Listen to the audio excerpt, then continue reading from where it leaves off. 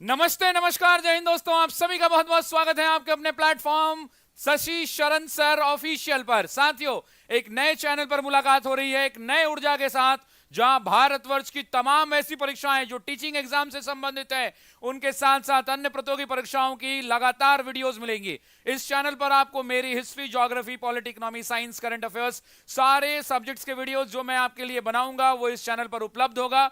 तो चलिए मिलते हैं इस नए चैनल पर। अगर आपने इस चैनल को अभी तक सब्सक्राइब नहीं किया है तो इस चैनल को सब्सक्राइब कर लीजिए और बेल बटन बना लीजिए, क्योंकि नया पता है ये, द ऑफिसर्स एकेडमी आपका पता है ही, और साथ ही साथ एक नए पते पर मुलाकात होगी। चैनल का नाम है शशि शरण सर। तो चलिए बिना देरी किए हुए क्लास की शुरुआत करते हैं। Let's start the class. बिना देरी किए हुए साथियों क्लास की स्टार्ट करते हैं इसी उम्मीद और इसी जुनून के साथ कि आज सरस्वती पूजा है और सरस्वती पूजा के दिन परमपिता परमेश्वर से हम प्रार्थना करते हैं, साथ ही साथ ज्ञान बुद्धि की देवी मां वीणा दायनी से यह प्रार्थना करते हैं कि आप तमाम बच्चों के दुखों को हरिए और ये जो उम्मीद कर रहे हैं कि इनके लिए शिक्षक भर्ती परीक्षा, चाहे वो भारत की किसी भी राज्य से है, उनको सफलता दिलवाइए। मैं चाहता हूं कि ये माता रानी आपको आशीर्वाद दें और आपकी बेरोजगारी का ये अंतिम साल हो, इसके बाद आप रोजगार में हो और अगले साल आप सरस्वती पूजा अपने विद्यार्थियों के साथ अपने सरकारी स्कूल में मनाएं। मेरी यही प्रार्थना और कामना है। तो बताइए, आप सब भी चाहते हैं या नहीं चाहते हैं? एक बार लिख के बता दीजिए कमेंट बॉक्स के अंदर में कि यस सर, हम भी यही चाहते हैं। तो बिना देरी किए हुए क्लास की शुरुआत करते हैं दोस्तों, उसी अंदाज में, उसी पुराना अंदाज में, लेकिन एक बार सरस्वती माता का नाम लीजिए आप सभी लोग। जय मां सरस्वती के नाम से कमेंट बॉक्स में सभी लोग कमेंट करेंगे, जय मां सरस्वती। आज सरस्वती पूजा है, बसंत पंचमी का त्यौहार है और पूरे भारतवर्ष में ज्ञान बुद्धि की देवी का यह त्यौहार हर्षोल्लास के साथ मनाया जाता है। तो इसी त्यौहार के साथ एक नई शुरुआत है। आप सब इसी पते पर अब मिलेंगे। चलिए बिना देरी के हुए क्लास की शुरुआत करते हैं। और हाँ, मुस्कुराते रहिएगा क्योंकि ये क्लास लंबी चलेगी। आज की क्लास में बहुत कुछ आपको नया सीखने को मिलने वाला है। तो बिना देरी के हुए क्लास की शुरुआत करते हैं। Let's start the class. चलिए साथियों, क्लास को शुरू करते हैं। बिना देरी किए हुए क्लास की शुरुआत करते हैं। आज हम क्लास के अंदर में भारतीय राष्ट्रीय आंदोलन के महामैराथन की बात कर रहे हैं, जहां पर हम राष्ट्रीय महाआंदोलन के बहुत सारे प्रश्नों को करने वाले हैं और इन प्रश्नों को करने के बाद यकीन मानिए आप बहुत कुछ सीखने वाले हैं। तो आपको बहुत कुछ सिखाने आए हैं, साथ ही साथ बहुत कुछ नया बताने भी आए हैं। तो चलिए बिना देरी किए हुए क्लास की शुरुआत करते हैं। लेट्स स्टार्ट द क्लास दोस्तों। पहला प्रश्न आपके स्क्रीन पर ये आ रहा है, देखिएगा। भारतीय राष्ट्रीय कांग्रेस का पहला अंग्रेज अध्यक्ष कौन था जिसकी अध्यक्षता में 1888 का इलाहाबाद अधिवेशन हुआ था? क्या ये Annie Besant, Alfred Webb, George Yule, sir William Wedderburn? चार ऑप्शन दिए गए हैं और इन चारों के चारों ऑप्शन से बहुत सारे सवाल बनते हैं और वो सवाल आपकी परीक्षा में आते भी हैं। तो उन्हीं सवालों को देखना है। आप इस क्वेश्चन का जो है सबसे पहले कमेंट बॉक्स में उत्तर बताइए कि इस प्रश्न का उत्तर क्या होगा, और उसके बाद हम लोग आगे की बातचीत करेंगे। तो सबसे पहले इस प्रश्न का जो सही उत्तर हो जाएगा साथियों, वो क्या हो जाएगा? जॉर्ज यूल हो जाएगा। आप जानते हैं कि जब हम इस अधिवेशन की बात करते हैं तो जॉर्ज यूले के नाम में जो सबसे पहला है वो क्या है, तो जरा कमेंट करिएगा। प्रथम यूरोपीय अध्यक्ष हैं ये कैसे अध्यक्ष हैं साथियों? प्रथम यूरोपीय अध्यक्ष हैं। इस बात को आपको ध्यान रखना है। साथ ही साथ ये बात भी आपको ध्यान रखनी है कि यह अधिवेशन क्यों खास था। तो आपको याद है कि इस अधिवेशन के अंदर में जो इलाहाबाद के अधिवेशन का स्थान कहां था, तो इलाहाबाद हुआ करता था। और आपको एक कहानी अगर याद हो तो मैंने आपको बताया था कि इसी इलाहाबाद के अंदर में इस इलाहाबाद के गवर्नर हुआ करते थे। जरा गवर्नर का नाम कमेंट करना दोस्तों। गवर्नर यहां के काल्विन हुआ करते थे। इसी काल्विन ने साथियों क्या किया था, तो इसी काल्विन ने आदेश जारी कर दिया था कि हम आपको स्थान उपलब्ध नहीं कराएंगे। मतलब इन्होंने जो है अधिवेशन के लिए स्थान देने से क्या कर दिया था, तो अधिवेशन के लिए स्थान देने से मना कर दिया था। तो जरा कमेंट बॉक्स में बताना किसने स्थान दिलवाया था, अधिवेशन के लिए स्थान से मना कर दिया था, अधिवेशन के लिए स्थान से क्या कर दिया था, मना कर दिया था। इसके बाद साथियों बिहार स्पेशल का यहां से एक क्वेश्चन है साथियों, यहां से एक बिहार स्पेशल का क्वेश्चन है। बिहार स्पेशल का क्वेश्चन पूछता है साथियों कि वो कौन व्यक्ति थे। तो आपको ही पता है साथियों, दरभंगा महाराज थे। मैं चाहता हूं कि आप सभी लोग उनका नाम कमेंट करें। दरभंगा महाराज हुआ करते थे और दरभंगा महाराज का क्या नाम था, तो लक्ष्मेश्वर सिंह। मैं चाहता हूं कि सभी लोग ये नाम याद कर लें, रट लें, घोट लें, पी लें, क्योंकि इसी महाराज ने क्या किया था साथियों, तो इसी महाराज ने इलाहाबाद के अंदर में एक जगह खरीदी थी जिसका नाम था लोधर काउंसिल। मैं चाहता हूं आप सभी बच्चे इस लोधर काउंसिल का नाम कमेंट बॉक्स में लोधर काउंसिल का नाम जो है कमेंट बॉक्स में रखें। इस लोधर काउंसिल के बारे में आपको बताना है कि लोधर काउंसिल कहां पर है, तो लोधर काउंसिल इलाहाबाद में है, इलाहाबाद में है। और साथियों जानते हैं लोधर काउंसिल इन्होंने क्या कर दिया, तो इन्होंने खरीद कर दान कर दिया साथियों, खरीद कर क्या कर दिया, तो खरीद कर दान कर दिया। बाकी आपको यह भी याद होगा कि इसी अधिवेशन के दौरान यह तय हो गया था, इसी अधिवेशन के दौरान डफरिन ने एक बयान भी दिया था। डफरिन का बयान याद है क्या, 70वीं बीपीएससी में वहां से क्वेश्चन पूछे गए और डफरिन ने कहा कि कांग्रेस यानी इंडियन नेशनल कांग्रेस भारत की सूक्ष्म अल्पसंख्यक जनता का, भारत की सूक्ष्म अल्पसंख्यक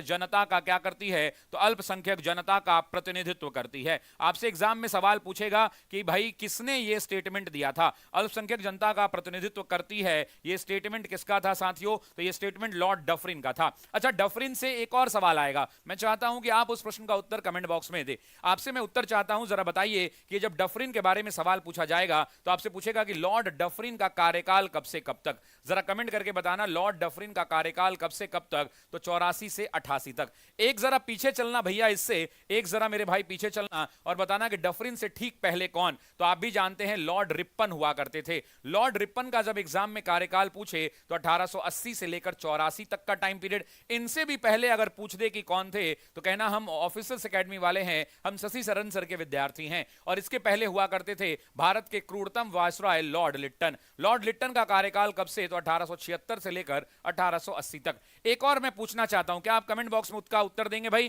क्या आप कमेंट बॉक्स में उस प्रश्न का उत्तर देंगे। मैं आपसे एक सवाल पूछना चाहता हूं, मैं आपसे सवाल यह पूछना चाहता हूं साथियों, एक जरा कमेंट बॉक्स में उत्तर बताइए कि लॉर्ड कर्जन का कब से कब तक, जरा कमेंट करके बताइए कि लॉर्ड कर्जन का टाइम पीरियड कब से कब तक है, लॉर्ड कर्जन का टाइम पीरियड कब से कब तक है। मैं कमेंट बॉक्स देखना चाहता हूं, जरा बताना कि लॉर्ड कर्जन का टाइम पीरियड कब से कब तक है। लॉर्ड कर्जन का टाइम पीरियड बिल्कुल सही उत्तर आने लगा है साथियों, 1899 से लेकर के 1899 से 1905 तक का टाइम पीरियड लॉर्ड कर्जन का टाइम पीरियड है। अब साथियों दो तीन बड़ी बातें कर लेते हैं जो आपको पता होना चाहिए। आप जानते हैं कि पहले अधिवेशन की जब हम बात करते हैं तो कांग्रेस का प्रथम अधिवेशन कहां हुआ था, तो आप भी जानते हैं कि बॉम्बे में हुआ था। परीक्षा के अंदर में आपसे कई बार सवाल पूछता है और सवाल जब पूछेगा तो आपको बताना होगा। अब दो तीन और बातें कर लेते हैं और मैं चाहता हूं कि मेरे सभी साथी, सभी भाई बहन, जितने भी भाई बहन हैं वो सभी लोग इस प्रश्न का उत्तर दें, मेरी यह इच्छा है, क्योंकि मैंने आपको बड़ी मेहनत से क्लास में पढ़ाया है। जरा मुझे इस प्रश्न का तो सही उत्तर हो गया, एनी बेसेंट पहली बार अध्यक्ष कब बनी थी, तो सभी लोग कमेंट करेंगे 1917 में। और यह अधिवेशन कहां हुआ था, तो यह अधिवेशन कलकत्ता हुआ था। यह अधिवेशन क्यों खास है, क्योंकि आप भी जानते हैं कि एनी बेसेंट मूल रूप से आयरिश मूल की महिला हुआ करती थी। कहां की महिला थी, आयरिश मूल की महिला थी साथियों। और आपको याद होगा कि यह भारत कब आई थी, आपसे एग्जाम में पूछेगा कि यह भारत कब आई, तो भारत ये 1893 में जब स्वामी विवेकानंद से शिकागो के धर्म संसद में मिली थी, तो वहां पर इन्होंने तय कर लिया कि हम भारत जाएंगे और भारत की सनातन संस्कृति से इन्हें मोहब्बत हो गया। उसके बाद साथियों क्या हुआ, तो उसके बाद सब कुछ बदल गया। इसके बाद ये भारत आई, भारत के अंदर में भारत की संस्कृति से इन्हें प्यार हो गया और तब जाकर साथियों, तब जाकर ये महिला भारत के अंदर में काम करेंगी। आप जानते हैं कि एक आंदोलन से ये जुड़ेंगी जो भारत का एक बड़ा आंदोलन होगा, जिसका नाम होगा होम रूल लीग आंदोलन। कौन सा आंदोलन दोस्तों, जरा बताना, होम रूल लीग आंदोलन। भारत के अंदर में होम रूल के बारे में इन्होंने सबसे पहली बात करी। एग्जाम में एक डेट पूछेगा साथियों, मैं चाहता हूं कि ये डेट सभी लोग कमेंट करें, ये डेट सभी लोग कमेंट करें। एग्जाम में पूछ सकता है कि होम रूल की वकालत या होम रूल की बात एनी बेसेंट ने सबसे पहले कौन से डेट में की थी। मेरा सवाल बहुत छोटा सा है और सवाल यह है कि होम रूल की बात एनी बेसेंट ने कौन से डेट में पहली बार किया था, कौन से डेट में पहली बार किया था। तो सभी लोग कमेंट करेंगे 2 जनवरी 1914। मैं चाहता हूं ये डेट सभी बच्चों को याद हो, मैं चाहता हूं कि डेट सभी बच्चों को याद हो। आपसे पूछेगा कि एनी बेसेंट ने कहां किया था, तो कहना कॉमनवेल्थ पत्रिका में। कौन सी पत्रिका में दोस्तों, कॉमनवेल्थ इन्हीं की पत्रिका हुआ करती थी, न्यू इंडिया इन्हीं की पत्रिका हुआ करती थी। इसी पत्रिका में पहली बार होम रूल लीग की बात एनी बेसेंट ने की थी। इस बात को आपको ध्यान रखना है, एनी बेसेंट ने की थी, इस बात को ध्यान रखना है। अब आते हैं पिछले अगले प्रश्न पर साथियों। अगला जो ऑप्शन है अल्फ्रेड वेब का है। मैंने क्लास में कई बार बताया है कि कुछ ऐसे नाम हैं जो आपको याद रखने पड़ेंगे, जैसे अल्फ्रेड वेब का नाम, जैसे हकीम अजमल खां का नाम। मैं आप जरा कमेंट बॉक्स में बताइए कि हकीम अजमल खां किस वर्ष अध्यक्ष बने थे, जरा कमेंट करिए, किस वर्ष अध्यक्ष बने थे बताइए। अल्फ्रेड वेब की जब बात करते हैं साथियों तो यह अधिवेशन हुआ था मद्रास में और वर्ष हुआ करता था 1894। मैं चाहता हूं कि सभी लोग कमेंट करें 1894। 1895 के अंदर में आपको याद होगा सुरेंद्र नाथ बैनर्जी और 1896 के अंदर में आपको याद होगा कौन साथियों, द्वितीय मुस्लिम अध्यक्ष रहीमतुल्लाह सयानी। रहीमतुल्लाह सयानी का वो अधिवेशन था जहां पर वंदे मातरम की पहली बार बातचीत की गई थी और उसी वंदे मातरम से सब कुछ आगे बढ़ा था। जॉर्ज यूले की जब हम बात करते हैं तो आप जानते हैं, सर विलियम वेडरवन की जब आप बात करते हैं तो सभी लोग कमेंट करेंगे बॉम्बे, और बॉम्बे में कब साथियों, तो 1889 के अंदर में। और ये वही अधिवेशन है साथियों जहां पहली बार महिलाओं ने क्या किया था, तो पहली बार महिलाओं ने भाग लिया था। अगर आप हमसे पढ़े हैं तो जरा मुझे बताइए 3-4 महिला का नाम कमेंट कीजिए। अगर आप हमसे पढ़े हैं तो 3-4 महिला का नाम कमेंट कीजिए। अगर आप हमसे पढ़े हैं तो 3-4 महिला का नाम कमेंट कीजिए और कमेंट बॉक्स में 3-4 महिला का नाम बताइए, है ना। 3-4 महिला का नाम बताइए, आपको कमेंट बॉक्स के अंदर में 3-4 महिलाओं का नाम बताना है। अगर आप 3-4 महिलाओं का नाम बताएंगे तो मुझे लग जाएगा कि आप जो है ऑफिसर्स एकेडमी के पुराने छात्र हैं। आप जो हैं ऑफिसर्स एकेडमी के क्या हैं, तो पुराने छात्र हैं। ठीक है जी, चलिए नेक्स्ट अगर हम बात कर ले, 2 सवाल मैंने हकीम अजमल खां से संबंधित पूछा था और मैंने आपसे पूछा था साथियों हकीम अजमल खां के बारे में। मैंने आपसे पूछा था हकीम अजमल खां के बारे में, तो सभी लोग कमेंट बॉक्स में बताएंगे कि हकीम अजमल खां, हकीम अजमल खां याद है ना, शशि सर ने आपको बताया था हकीम अजमल खां के बारे में और मैंने कहा था ये हकीम अजमल खां साथियों कब, तो 1921 के अंदर में और अहमदाबाद के अंदर में अधिवेशन हुआ था। कहां हुआ था, अहमदाबाद में। जरा मुझे बताना कि इस समय ये अध्यक्ष एक्चुअल में कौन हुआ करते थे, तो आपको भी याद होगा कि एक्चुअल में इस अधिवेशन के अध्यक्ष कौन थे, तो एक्चुअल के अंदर में इस अधिवेशन के अध्यक्ष कौन बनाए गए थे, तो चितरंजन दास बनाए गए थे। लेकिन चितरंजन दास साथियों क्या थे, तो जेल में थे, इस कारण उनके जगह अध्यक्षता किसने की थी, तो हकीम अजमल खां की। एक और नाम पूछूंगा लास्ट, नलिनी सेन गुप्ता। एक और नाम पूछना चाहता हूं और वो नाम है नलिनी सेन गुप्ता का। जरा कमेंट करके बताइए कि नलिनी सेन गुप्ता का नाम मैं आपसे पूछना चाहता हूं। कमेंट बॉक्स में बताइए दोस्तों नलिनी सेन गुप्ता के बारे में। 2-3 नाम मैं पूछता हूं, जैसे पहला नाम जो मैं आपसे पूछता हूं वो पूछता हूं नलिनी सेन गुप्ता का। और नलिनी सेन गुप्ता में भी 2 सवाल है कि इनको किसके जगह बनाया गया था। एक्चुअल में नलिनी सेन गुप्ता को किसके जगह बनाया गया था ये बताना है, और दूसरा बताना है कि वर्ष कौन सा था, ईयर कौन सा था, ये भी आपको बताना है कि वर्ष कौन सा था। दूसरा मैं पूछना चाहता हूं, दूसरा मैं पूछ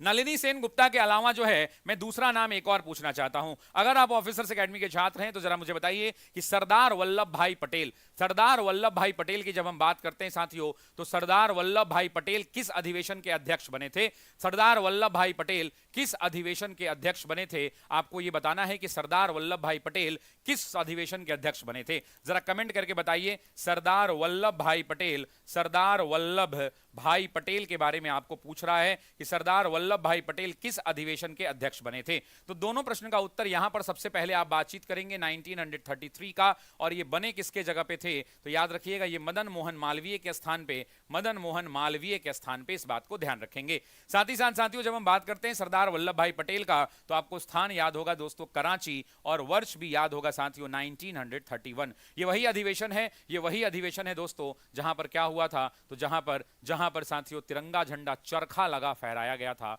चरखा लगा तिरंगा झंडा फहराया गया था। चलिए अगले प्रश्न की ओर बढ़ते हैं। अगला प्रश्न बड़ा ही बेहतरीन है, कह रहा है समाचार पत्र और संपादक का नाम निम्नलिखित में से कौन सा एक युग्म सही सुमेलित नहीं है। आपको बताना है कि which of the following is not correctly matched, इनमें से कौन सही सुमेलित मैच नहीं है, इसके बारे में आपको जानकारी देनी है। तो आइए अगले प्रश्न की ओर बढ़ते हैं साथियों। सबसे पहले आप जानते हैं कि नवजीवन किसका है, तो नवजीवन महात्मा गांधी का है, यह बिल्कुल करेक्ट बात है। मराठा आप जानते हैं किसका है, तो बाल गंगाधर तिलक का है, यह भी करेक्ट बात है। बंगाली आप जानते हैं, मैंने पढ़ाया है, सुरेंद्र नाथ बैनर्जी का है, यह भी गलत बात है। वॉइस ऑफ इंडिया ये गलत हो गया। वॉइस ऑफ इंडिया साथियों क्या है, तो वॉइस ऑफ इंडिया दादा भाई नौरोजी का है। किसका है, तो वॉइस ऑफ इंडिया साथियों, वॉइस ऑफ इंडिया किसका है, तो दादा भाई नौरोजी का है मेरे दोस्तों। किसका है, दादा भाई नौरोजी का है। अच्छा, दादा भाई नौरोजी का जब नाम आता है तो सबसे पहले तो यह समझना होगा कि वॉइस ऑफ इंडिया कब लिखी गई थी, तो 1883। मैं चाहता हूं कि सबसे पहले लोग कमेंट करें 1883 1883, सभी लोग कमेंट करिए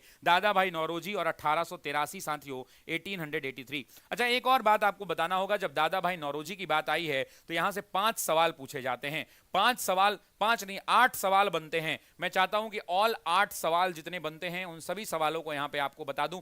पहला जो सवाल बनता है दादा भाई नौरोजी से, वो पूछता है कि कांग्रेस के प्रथम पारसी अध्यक्ष कौन थे? तो दादा भाई नौरोजी हुआ करते थे। प्रथम पारसी अध्यक्ष कौन थे साथियों? तो दादा भाई नौरोजी हुआ करते थे। दूसरा जो सवाल यहां से बनता है वो बनता है कि प्रथम भारतीय जिसने ब्रिटेन में चुनाव जीता, प्रथम भारतीय जिसने ब्रिटेन में क्या किया साथियों? तो जिसने लंदन में चुनाव जीता, जिसने लंदन में, या यूं कहें कि जिसने ब्रिटेन में चुनाव जीता, जिसने ब्रिटेन में चुनाव जीता। अब यहां से 2 सवाल बनते हैं साथियों, दोनों सवाल का उत्तर आपको कमेंट बॉक्स के अंदर में बताना है। दोनों सवाल का उत्तर कमेंट बॉक्स में बताना है। कौन सी पार्टी से पूछेगा? तो सभी लोग कमेंट करिए लिबरल पार्टी से। कौन सी पार्टी से ये जीते साथियों? तो लिबरल पार्टी से जीते। आपसे वर्ष पूछेगा तो वर्ष कहना साथियों कि वर्ष है 1892, नहीं 1892। तीसरा पूछेगा किस हाउस में जीत के गए साथियों? तो हाउस ऑफ कॉमन में जीत करके गए थे, हाउस ऑफ कॉमन के अंदर में। उसके बाद साथियों यहां से सवाल पूछेगा कि ये आपको यहां से एक और सवाल पूछेगा, जब लेखनी की बात आती है दादा भाई नौरोजी के लिए, तो दादा भाई ने एक गुजराती भाषा के अंदर में एक पत्रिका निकाली थी जिसका नाम था राष्ट्र गोफ्तार। मैं चाहता हूं कि राष्ट्र गोफ्तार के बारे में आप लोग कमेंट करें। प्रथम चुनाव, बिल्कुल बिल्कुल करेक्ट है। तो राष्ट्र गोफ्तार जो है गुजराती भाषा के अंदर में थी साथियों, ध्यान रखेंगे। एग्जाम में क्या पूछता है जानते हैं? एग्जाम में पूछेगा किस भाषा में थी। एग्जाम में पूछेगा किस भाषा में थी, तो गुजराती भाषा के अंदर में पत्रिका हुआ करती थी, नाम था राष्ट्र गोफ्तार साथियों, राष्ट्र गोफ्तार इसका नाम हुआ करता था। अब 2-3 सवाल और बनते हैं यहां से। 2-3 सवाल और क्या बनते हैं? दादा भाई नौरोजी की ही बात हो रही है तो आप जानते हैं कि दादा भाई नौरोजी वो पहले व्यक्ति थे जिन्होंने 1906 के अधिवेशन में स्वराज का जो है शब्द का क्वाइन किया। स्वराज के बारे में सबसे पहला प्रस्ताव किसने पेश किया? तो दादा भाई नौरोजी ने पेश किया। यहां से एग्जाम में 3 सवाल और पूछे जाते हैं दादा भाई नौरोजी से संबंधित। वो चौथी बात जो यहां पे पूछी जाएगी वो ये पूछा जाता है कि बॉम्बे के किस कॉलेज में ये प्रोफेसर थे? तो बॉम्बे के साथियों एलिफिंस्टन कॉलेज के अंदर में, किसमें? एलिफिंस्टन कॉलेज के अंदर में, एलिफिंस्टन कॉलेज के अंदर में साथियों ये प्रोफेसर थे। एग्जाम के अंदर में 2 ऑप्शन आएगा, किस किस विषय के थे? तो एक बताना कि भौतिकी के यानी फिजिक्स के हुआ करते थे और दूसरे मैथ्स के यानी गणित के हुआ करते थे। दादा भाई नौरोजी के बारे में एक और बड़ी बात थी कि दादा भाई नौरोजी धन के निष्कासन सिद्धांत के लिए जाने जाते हैं, उसके अलावा ग्रैंड ओल्ड मैन के रूप में जाने जाते हैं। 3 बातें मैं बताना चाहता हूं अलग से, जब बात निकली है तो जान लीजिए कि दादा भाई नौरोजी जो है ग्रैंड ओल्ड मैन के, ओल्ड मैन ऑफ इंडिया कहे जाते हैं, grand old man of India. अच्छा, एक सवाल पूछूं जो टीआरई के अंदर में पूछा गया था लास्ट टीआरई 1 में, कि टीआरई 1 में एक क्वेश्चन आया था कि grand old women of India किसको कहते हैं? हमको जरा बताना कि grand old women of India किसको कहते हैं। मैं देखता हूं कमेंट बॉक्स में, वुमेन ऑफ इंडिया किसको कहते हैं, जरा कमेंट करके बताना मुझे, कमेंट करके बताना, कमेंट करके बताना साथियों कि grand old women of India, grand old women of India इनको किसने कहा था, जरा कमेंट करके बताइएगा। अच्छा, एक और बात आ गई साथियों, एक और बात क्या आ गई? दूसरी बात यह है साथियों, दूसरी बात यह है कि ये कब से कब तक grand old man of India हो गया। दूसरा साथियों आप जानते हैं कि इनको एक और बात कहा जाता था, ये भारत के अनऑफिशियल एम्बेसडर कहे जाते थे। तो एग्जाम में पूछेगा कि भारत का अनौपचारिक राजदूत किसे कहा जाता था। आपसे एग्जाम में पूछेगा कि भारत का अनौपचारिक, ये कहीं नहीं पढ़ाया है मैंने दोस्तों, अनौपचारिक, अनौपचारिक मतलब अनऑफिशियल की बात हो रही है, अनौपचारिक राजदूत किसे कहा जाता है? तो भारत का अनौपचारिक राजदूत दादा भाई नौरोजी को कहा जाता है। तीसरा सवाल आपसे पूछा जाएगा साथियों, दादा भाई नौरोजी किस चीज के व्यापारी हुआ करते थे? तो कपास के व्यापारी हुआ करते थे। कपास का भारत का सबसे बड़ा बिजनेस हुआ करता था। उसके अलावा चौथा बात आपको जानना चाहिए कि लंदन विश्वविद्यालय में ये प्रोफेसर बने थे। ये भी बात आपको जाननी चाहिए कि लंदन विश्वविद्यालय में, ये चौथा सवाल पेपर में आएगा, लंदन विश्वविद्यालय में गुजराती भाषा के साथियों, किस भाषा के? तो गुजराती भाषा के प्रोफेसर बनाए गए थे, गुजराती भाषा के प्रोफेसर बनाए गए थे। उसके अलावा 5वीं बात, आप बहुत बेसिक बात आपको याद होनी चाहिए, वो बात ये याद होनी चाहिए कि इन्होंने एक किताब लिखी जिसका नाम था poverty and un British rule in India. क्या लिखा दोस्तों? Poverty and un British rule in India. Exam में सवाल पूछेगा साथियों कि अन ब्रिटिश शब्द का इस्तेमाल किसने किया। एग्जाम में सवाल पूछेगा कि अन ब्रिटिश शब्द का इस्तेमाल किसने किया। Un British rule in India, आपसे एग्जाम में पूछेगा कि अन ब्रिटिश शब्द का इस्तेमाल किसने किया, तो इन्होंने ही किया। उसके अलावा साथियों दो और सवाल पूछे जाएंगे। दो पूछा जाएगा कि धन का बहिर्गमन सिद्धांत या धन का निष्कासन सिद्धांत किसने दिया। तो धन का बहिर्गमन या धन के निष्कासन सिद्धांत की जब बात आएगी तो धन का निष्कासन सिद्धांत इन्होंने ही दिया। धन का निष्कासन सिद्धांत इन्होंने ही दिया। निष्कासन की जगह कई बार एग्जाम के अंदर में आता है धन का बहिर्गमन सिद्धांत, इन्होंने ही दिया। इनके नाम पर साथियों एक बार पहली बार बता रहा हूं, इनके नाम पर 3 बार डाक टिकट जारी किया गया। डाक टिकट इनके नाम पर जारी किया गया। एग्जाम में पूछेगा साथियों, एग्जाम में पूछेगा, क्या हुआ?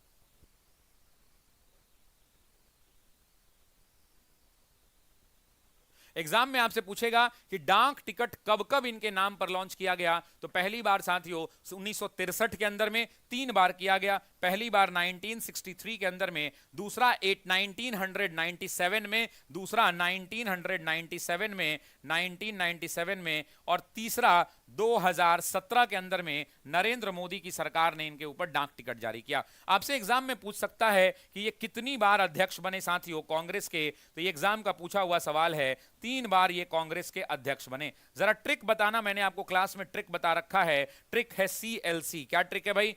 ट्रिक क्या है मेरे दोस्तों? तो ट्रिक है CLC। 3 बार अध्यक्ष बने। ये 3 बार अध्यक्ष बनने का मैंने ट्रिक दे रखा है। सबसे पहला 1886, दूसरा जो है 1893, दूसरा 1893, और तीसरे की बात करें तो 1906। तीसरा जो है साथियों क्या है? तो तीसरा 1906 है। तीसरा जो है 1906 है। तीसरा जो है 1906 है। ठीक है, अब मैं 2-3 सवाल और पूछना चाहता हूं आपसे, 2-3 सवाल और पूछना चाहता हूं। और पहला क्वेश्चन मेरा यह है कि महात्मा गांधी की अन्य पत्रिकाओं का नाम बताइए। जैसे एक तो नवजीवन हो गया, एक बताइए जरा कमेंट बॉक्स में, जो महात्मा गांधी ने दक्षिण अफ्रीका में, जो महात्मा गांधी ने दक्षिण अफ्रीका के अंदर में जिसको संपादित किया था, उस पत्रिका का क्या नाम था? जो महात्मा गांधी ने दक्षिण अफ्रीका, जो महात्मा गांधी ने दक्षिण अफ्रीका के अंदर में जो प्रकाशित किया था, उसका क्या नाम था? जरा कमेंट बॉक्स में बताइएगा। जरा कमेंट बॉक्स में बताइएगा कि दक्षिण अफ्रीका में, सब लोग बता रहे हैं, सारे मेरे प्यारे विद्यार्थी हैं, सब लोग जानते हैं, इंडियन ओपिनियन इसका नाम हुआ करता था। क्या नाम था? इंडियन ओपिनियन हुआ करता था। यह समाचार पत्र जो महात्मा गांधी ने वहां पर छापा था। उसके अलावा साथियों आपको पता है एक पत्रिका महात्मा गांधी की आती थी जिसका नाम था हरिजन। साथियों हरिजन पत्रिका महात्मा गांधी ने अपने दलितों के कल्याण के लिए महात्मा गांधी ने हरिजन पत्रिका का संपादन किया था। एक दो और पत्रिका बता सकते हैं। बिल्कुल सही मेरे दोस्त उत्तर दे रहे हैं कमेंट बॉक्स के अंदर में, यंग इंडिया। वेरी गुड मेरे दोस्तों, ऐसे ही पढ़ते रहिए मन लगा के। जानते हैं अगर आप ऐसे ही मन लगा के पढ़ते रहेंगे तो वो दिन दूर नहीं। आज सरस्वती माता का दिन है। आज आप सब हाथ जोड़कर उनसे प्रार्थना करिए कि हे मां सरस्वती, हे मां सरस्वती, वरदान दीजिए, दया कीजिए इस बालक पर, इस बालिका पर, और इस साल जो है मेरी नौकरी पक्की कीजिए। हम खूब मेहनत करेंगे मां, हम खूब कलम घिसेंगे मां, हम खूब मेहनत से पढ़ेंगे मां, हम खूब तैयारी करेंगे मां, लेकिन आप एक बार थोड़ा सा अपना नजर झुका दीजिए मां, थोड़ा सा आशीर्वाद दे दीजिए, हमारा जीवन सफल हो जाएगा। मैं चाहता हूं कि सभी लोग कमेंट बॉक्स में एक बार जय मां सरस्वती का नाम ले। आज सरस्वती पूजा है और इस पावन दिन आज एक नई शुरुआत है। तो इस शुरुआत में आपसे बस इतना ही कहना चाहता हूं कि एक बार सभी लोग कमेंट बॉक्स के अंदर में कमेंट कर दें मेरे दोस्तों, कमेंट कर दें सभी लोग एक बार कमेंट बॉक्स में, और वो कमेंट होना चाहिए जय मां सरस्वती। मराठा की जब बात करते हैं साथियों तो बाल गंगाधर तिलक का नाम आता है। चलिए इसको भी ले चलते हैं ऑपरेशन थिएटर में। जरा बताना कि इसको कहां, अच्छा एक बार बताना है कि एक लड़का बोला कि शशि सर जानते हैं आप प्रश्न को कहां लेके जाते हैं? हम बोले उसके सारे चीजों को बताते हैं। बोला नहीं शशि सर, आप तो प्रश्नों को ऑपरेशन थिएटर में लेकर चले जाते हैं। तो ये बात भी सही है भाई। प्रश्न आप एक लाइन आंसर सुनने तो नहीं आते ना, आप उसका चीरफाड़ करने आते हैं। तो बिल्कुल ऑपरेशन थिएटर में लेके जाते हैं। जरा बताना कमेंट बॉक्स में कि प्रश्न कहां जाते हैं, ये सारे क्वेश्चन कहां लेके हम शशि सर चले जाते हैं? तो आपके प्यारे शशि सर इस सारे क्वेश्चन को ऑपरेशन थिएटर में लेकर चले जाते हैं और वहां इनका जो है इलाज होता है। तो चलिए अब बात कर लेते हैं यहां पर बाल गंगाधर तिलक की। तो यहां पर बहुत ज्यादा बात नहीं करेंगे, जिनको आप बड़े आराम से जानते हैं। एक पत्रिका थी केसरी और दूसरी पत्रिका हुआ करती थी मराठा। बस इतना ध्यान रखना कि मराठा जो थी वो अंग्रेजी भाषा की पत्रिका थी, आप सभी लोग जानते हो, और जो केसरी है वो मराठी भाषा की पत्रिका थी, मराठी भाषा की। अच्छा बंगाली जो है, सुरेंद्रनाथ बैनर्जी ने बंगाली का संपादन किस वर्ष किया था? एक क्वेश्चन, उसके बाद आगे बढ़ जाऊंगा। बस इतना बता दो कि सुरेंद्रनाथ बैनर्जी ने इस बंगाली का प्रकाशन किस वर्ष किया था? ईयर बता दो। मैंने क्लास में बताया है, जरा बताना। मैंने क्लास में बताया है। बिल्कुल मेरे दोस्त कह रहे हैं कि हाथों में पड़ गए छाले हैं। बिल्कुल मेरे दोस्त, कलम घिसिए, सफलता जरूर मिलेगी। इस बार बाय बीपीएससी पार, इस बार रीट पार, इस बार केवीएस पार, इस बार डीएसएसबी पार, और यूपी की वैकेंसी आई तो इस बार यूपी सुपर टेट भी पार, और बहुत जल्द आपको और भी कुछ देखने को मिलेगा, इंतजार कीजिए। बंगाली सभी लोगों का उत्तर आने लगा है। बहुत सारे बच्चे 1862 कह रहे हैं, 1862 कह रहे हैं। बिल्कुल सही है, 1862 के अंदर में सुरेंद्र नाथ बैनर्जी ने इसकी जो है संपादन को शुरू किया था। एक सवाल पूछूं, जरा देखता हूं कितने लोग बताएंगे। बस मुझे इस नाम के बारे में बता दो कि सुरेंद्र नाथ बैनर्जी जो हुआ करते थे, सुरेंद्र नाथ बैनर्जी जो हुए थे, किस वर्ष अध्यक्ष बने थे? कौन से ईयर में ये कांग्रेस के अध्यक्ष बने थे? जरा मुझे बता देना कि कौन से ईयर में ये अध्यक्ष बने थे, एक बार जरा कमेंट करके बता दो। बस मैं इतना ही जानना चाहता हूं। अच्छा, समाचार पत्रों की सूची के बारे में हमने कई बार बात किया है आपसे, कई बार हमने किताबों के बारे में बात किया है, कई बार पुस्तकों के बारे में बातचीत की है। तो आपको बताना है कि इस प्रश्न का सही उत्तर क्या होगा, सही उत्तर क्या होगा, सही उत्तर क्या होगा। बिल्कुल, thank you so much Praveen भाई। चलिए अगले प्रश्न की ओर चलते हैं, बहुत क्लियरली आपने समझा है। नेक्स्ट क्वेश्चन की ओर आगे बढ़ते हैं साथियों। कह रहे हैं निम्नलिखित व्यक्तियों के विषय में विचार कीजिए, निम्नलिखित व्यक्तियों के विषय में विचार कीजिए। पहला है एनी बेसेंट, दूसरा है लोकमान्य तिलक, तीसरा है जवाहरलाल नेहरू, चौथा है मोहम्मद अली जिन्ना। इस क्वेश्चन को एनसीईआरटी क्लास 12 से बनाया गया है। अच्छा एक बात बताओ, क्या आप चाहते हो कि शशि सर आपको एनसीईआरटी की क्लास करा दें यूट्यूब के ऊपर? क्या आप चाहते हो कि क्लास एनसीईआरटी की जो मॉडर्न हिस्ट्री की क्लास है वो आपको यूट्यूब पर शशि शरण सर स्वयं, मैं स्वयं आपको कराऊं? जरा मुझे कमेंट करो। अगर आप चाहते हो तो एक बार कमेंट बॉक्स में लिख दो यस सर एनसीईआरटी, एनसीईआरटी पढ़ा दो। बस इतना कमेंट बॉक्स में लिख दो कि सर एनसीईआरटी पढ़ा दो। एक प्यार भरा मैसेज लिखो एनसीईआरटी के नाम से, मेरे नाम से। मुझे बताओ, मैं देखता हूं कि आप कितना प्यार करते हो, फिर मैं इस पर विचार करूंगा एनसीईआरटी के ऊपर। ठीक है जी, चलिए अब बात करते हैं निम्नलिखित व्यक्तियों के विषय में विचार कीजिए। सबसे पहले आपसे पूछ रहा है क्यों विचार करिए भाई, तो उपरोक्त में से कौन ने होम रूल लीग आंदोलन में भाग लिया था? चलिए ले चलते हैं होम रूल लीग को ऑपरेशन थिएटर में। किसको ले चलेंगे ऑपरेशन थिएटर में साथियों? तो सबसे पहले ले चलेंगे होम रूल लीग को, होम रूल को ले चलेंगे, होम रूल लीग को ले चलेंगे ऑपरेशन थिएटर के अंदर में, ऑपरेशन थिएटर में। चलिए इसको बेड पर लेटाया जाए भाई, अपना अपना औजार तुम लोग जो स्टरलाइज कर लो, गर्म पानी में धो औजार को, है ना। लाइट ऑन करो भाई, ऊपर वाली लाइट ऑन करो। चलो उधर से अब ब्लेड लेकर के आओ, ब्लेड लाओगे तब ना चिराएगा। चलिए इसको लेके चलते हैं ऑपरेशन थिएटर में। Let's start the operation. Operation को शुरू करते हैं दोस्तों। होम रूल लीग की जब हम बात करते हैं तो सबसे पहले समझिए कि होम रूल जो है यह एक आयरिश शब्द है। एग्जाम में जो पहला क्वेश्चन पूछा जाएगा वो आपसे पूछेगा कि ये कौन सा शब्द है, तो आप कहना आयरिश शब्द है। दूसरा आपसे पूछेगा कि इसके प्रणेता कौन माने जाते हैं, मतलब आपसे एग्जाम में वो जानना चाहेगा कि होम रूल को पहली बार कॉइन किसने किया। तो जरा कमेंट करना साथियों, जरा कमेंट करना, रेडमैंड ने साथियों, रेडमैंड ने। किसने किया साथियों? रेडमैंड जो है, रेडमैंड वहां के नेता हुआ करते थे, आयरलैंड के नेता थे साथियों। ये कौन थे? तो आप भी जानते हैं कि यह आयरिश नेता हुआ करते थे, या आयरिश नेता हुआ करते थे। तीसरा जो है ऑपरेशन थिएटर के अंदर में तीसरी इसकी ब्लेड लगाई जाए, और यहां आपसे पूछा जाता है कि होम रूल शब्द का मतलब क्या होता है। इस शब्द का मतलब क्या होता है? तो इस शब्द का मतलब होता है स्वशासन साथियों, स्वशासन। होम रूल का मतलब क्या होता है? स्वशासन। अब बात कर लेते हैं होम रूल के बारे में साथियों। होम रूल किसकी विचारधारा से मिलती जुलती थी? तो आप भी जानते हैं कि होम रूल पर थियोसॉफिकल सोसाइटी का प्रभाव हुआ करता था। थियोसॉफिकल सोसाइटी का साथियों, थियोसॉफिकल सोसाइटी का क्या होता था? तो थियोसॉफिकल सोसाइटी का साथियों प्रभाव हुआ करता था। थियोसॉफिकल सोसाइटी का प्रभाव हुआ करता था। ये हिंदुत्व को समर्थन देने वाली, हिंदू विचारधारा से मिलने वाली, सनातन संस्कृति को मानने वाली विचारधाराओं में से एक हुआ करती थी। अब बात कर लेते हैं साथियों, होम रूल को ले आते हैं भारत में। जब भारत में हम बात करते हैं साथियों होम रूल की, ले चलते हैं इसको ऑपरेशन थिएटर में यहां पर। अब आइए साथियों, जब हम भारत में होम रूल की बात करते हैं, भारत में होम रूल की बात करते हैं, यहां से टोटल 10 सवाल एग्जाम में बन सकते हैं, और 10 की 10 अगले 5 मिनट के अंदर में मैं क्लियर कर दूंगा। सबसे पहला एग्जाम में एनसीईआरटी जब आप पढ़ोगे तो एनसीईआरटी के अंदर में एक सवाल पूछता है कि भारत में होम रूल का उद्देश्य क्या था। आपसे क्या पूछेगा? भारत में होम रूल का उद्देश्य क्या था। तो आपको कमेंट करना है सिर्फ एक लाइन जो मैं लिख रहा हूं, एग्जैक्ट एनसीईआरटी भी यही वर्ड लिखता है। वह कहता है कि ब्रिटिश शासन के अधीन स्वशासन। क्या कहता है दोस्तों? ब्रिटिश शासन के अधीन स्वशासन। क्या कहता है? ब्रिटिश शासन के अधीन स्वशासन, ब्रिटिश शासन के अधीन स्वशासन।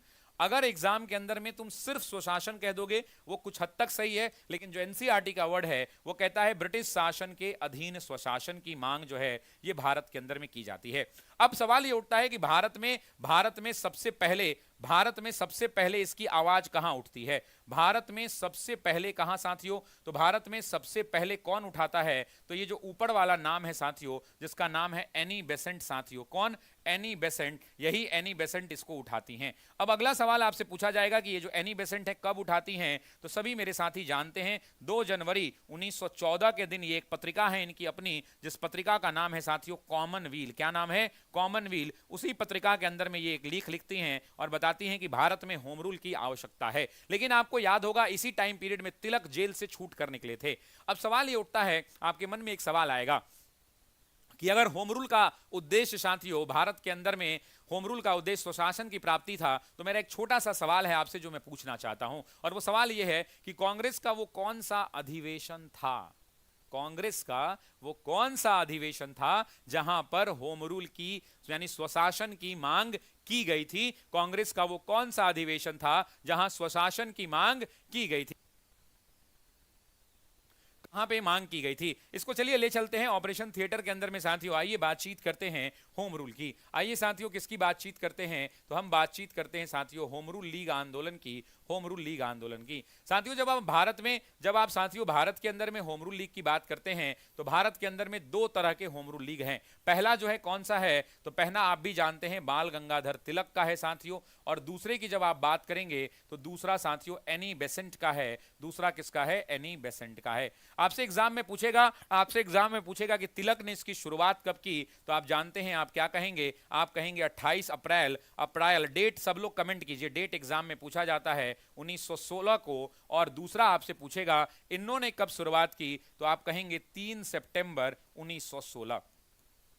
टीआरई 2 के अंदर में शायद सवाल आया था और उस सवाल में पूछा गया था कि निम्न को क्रमानुक्रम मतलब पहले कौन सी घटना हुई है वो बताना है। तो मान लो आपको ऑप्शन में दे देते कि तिलक वाला पहले हुआ है कि एनी बेसेंट वाला पहले हुआ है, तो जरा कमेंट करके बताओ कि आप क्या करोगे। आप कमेंट करके बताओ कि तिलक वाला पहले हुआ है या एनी बेसेंट वाला पहले हुआ है। तिलक वाला पहले हुआ है या एनी बेसेंट वाला पहले हुआ है? जरा कमेंट करके बताना, जरा कमेंट करके बताना कि तिलक वाला पहले हुआ है या एनी बेसेंट वाला पहले हुआ है। तिलक वाला पहले हुआ है या एनी बेसेंट वाला साथियों पहले हुआ है? तो सबसे पहले आप समझो, मैं यहां पर एक बात आपसे पूछना चाहता हूं कि तिलक वाला पहले हुआ है। दूसरा सवाल यहां पर पूछता है, थोड़ा सा तिलक की बैकग्राउंड को समझ लेते हैं। तिलक आपको पता है कि कौन से जेल में थे मेरे दोस्तों? तो आपको याद है कि 1908 के अंदर में इन पर सिडिशन एक्ट का मुकदमा हुआ था। सिडिशन एक्ट यानी देशद्रोह का मुकदमा हुआ था, और उस देशद्रोह के मुकदमे के तहत 1908 से लेकर 1914 तक ये कहां पर थे? तो 1908 से लेकर साथियों 1914 तक ये मांडले जेल में हुआ करते थे। कौन से जेल में दोस्तों? मांडले जेल में। सभी लोग मांडले जेल कमेंट करेंगे। और ये कहां है? वर्मा में है। जब ये जेल से बाहर निकले तो 1914 में ये कांग्रेस ज्वाइन करने का सोचे, लेकिन कांग्रेस में इनकी एंट्री बंद थी क्योंकि 2 व्यक्ति थे। मैंने क्लास में आपको नाम बता रखा है, मैंने क्लास में नाम बताया है। बताओ उस व्यक्ति का नाम क्या था जिसने कहा था कि मेरे जिंदा रहते हुए तिलक कांग्रेस में शामिल नहीं हो सकते हैं? उस व्यक्ति का नाम बताइए, उस व्यक्ति का नाम बताइए, उस व्यक्ति का नाम बताइए जिसने कहा था कि मेरे जीते जी तिलक कांग्रेस में शामिल नहीं हो सकते हैं। 2 लोग थे साथियों, एक का नाम था गोपाल कृष्ण गोखले, याद है ना? गोपाल कृष्ण गोखले। एग्जाम में एक और सवाल होता है कि वो कौन व्यक्ति था जिन्होंने अपने सदस्यों को होम रूल ज्वाइन करने से मना कर दिया था? तो गोखले थे। आपको याद है ना, गोखले की सर्वेंट ऑफ इंडिया सोसाइटी हुआ करती थी और उसको सदस्यों को उन्होंने मना कर दिया। एग्जाम का पूछा हुआ सवाल है कि किसने अपने सदस्यों को मना कर दिया था? तो गोपाल कृष्ण गोखले ने मना कर दिया। किसको? तो सर्वेंट ऑफ इंडिया सोसाइटी वालों को कि तुम होम रूल मत ज्वाइन करना। दूसरा इसमें नाम हुआ करता था फिरोज शाह मेहता। कौन सा नाम था? फिरोज शाह मेहता का नाम हुआ करता था। और वो फिरोज शाह मेहता साथियों आपको याद होंगे, वो फिरोज शाह मेहता दोनों की मृत्यु 1915 में होगी, तब तिलक आगे बढ़ेंगे। अब साथियों बात करते हैं तिलक के होम रूल के बारे में। जरा ध्यान दीजिएगा बोर्ड के ऊपर साथियों, तिलक का होम रूल जरा ध्यान दीजिएगा। जब आप तिलक के होम रूल के बारे में बातचीत करते हैं तो यहां से टोटल 10 सवाल बनते हैं और मेरी जिम्मेदारी है कि 10 के 10 सवाल आज खत्म कर दिए जाएं अगले 5 मिनट में। क्या ले चला जाए इसको ऑपरेशन थिएटर में?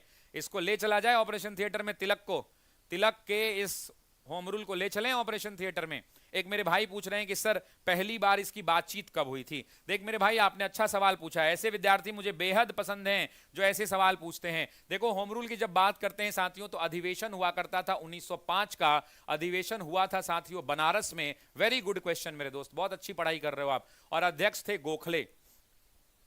लेकिन गोखले ने यह कहा था, एग्जाम में ध्यान रखना, गोखले ने क्या कहा था कि ऑस्ट्रेलिया, क्या कहा था याद है, ऑस्ट्रेलिया और कनाडा के तर्ज पर, ऑस्ट्रेलिया और कनाडा के तर्ज पर, कनाडा के तर्ज पर स्वशासन की मांग करते हैं। ऑस्ट्रेलिया और कनाडा के तर्ज पर क्या करते हैं, स्वशासन की मांग करते हैं। तो एग्जाम में पूछे कि किसके तर्ज पर, तो आप क्या कहोगे, ऑस्ट्रेलिया और कनाडा के तर्ज पर, ऑस्ट्रेलिया और कनाडा के तर्ज पर। सभी लोग इस बात को ध्यान दीजिएगा। अब आइए आगे बढ़ते हैं तिलक वाले में। तिलक के अंदर में जो पहला सवाल पूछता है साथियों कि इसकी शुरुआत कब हुई, तो आप जानते हैं कि इसकी शुरुआत हुई साथियों 28 अप्रैल से। कितने से, 28 अप्रैल 1916 से। दूसरी अगर हम बात करें साथियों 28 अप्रैल 1916 से, तो इसकी शुरुआत हो गई। लेकिन आपसे एक और सवाल पूछेगा कि इसका मुख्यालय, इसका शुरुआत हुआ कहां से, तो आप भी जानते हैं कि बेलगाम से इसकी शुरुआत हुई साथियों। बेलगाम है कहां,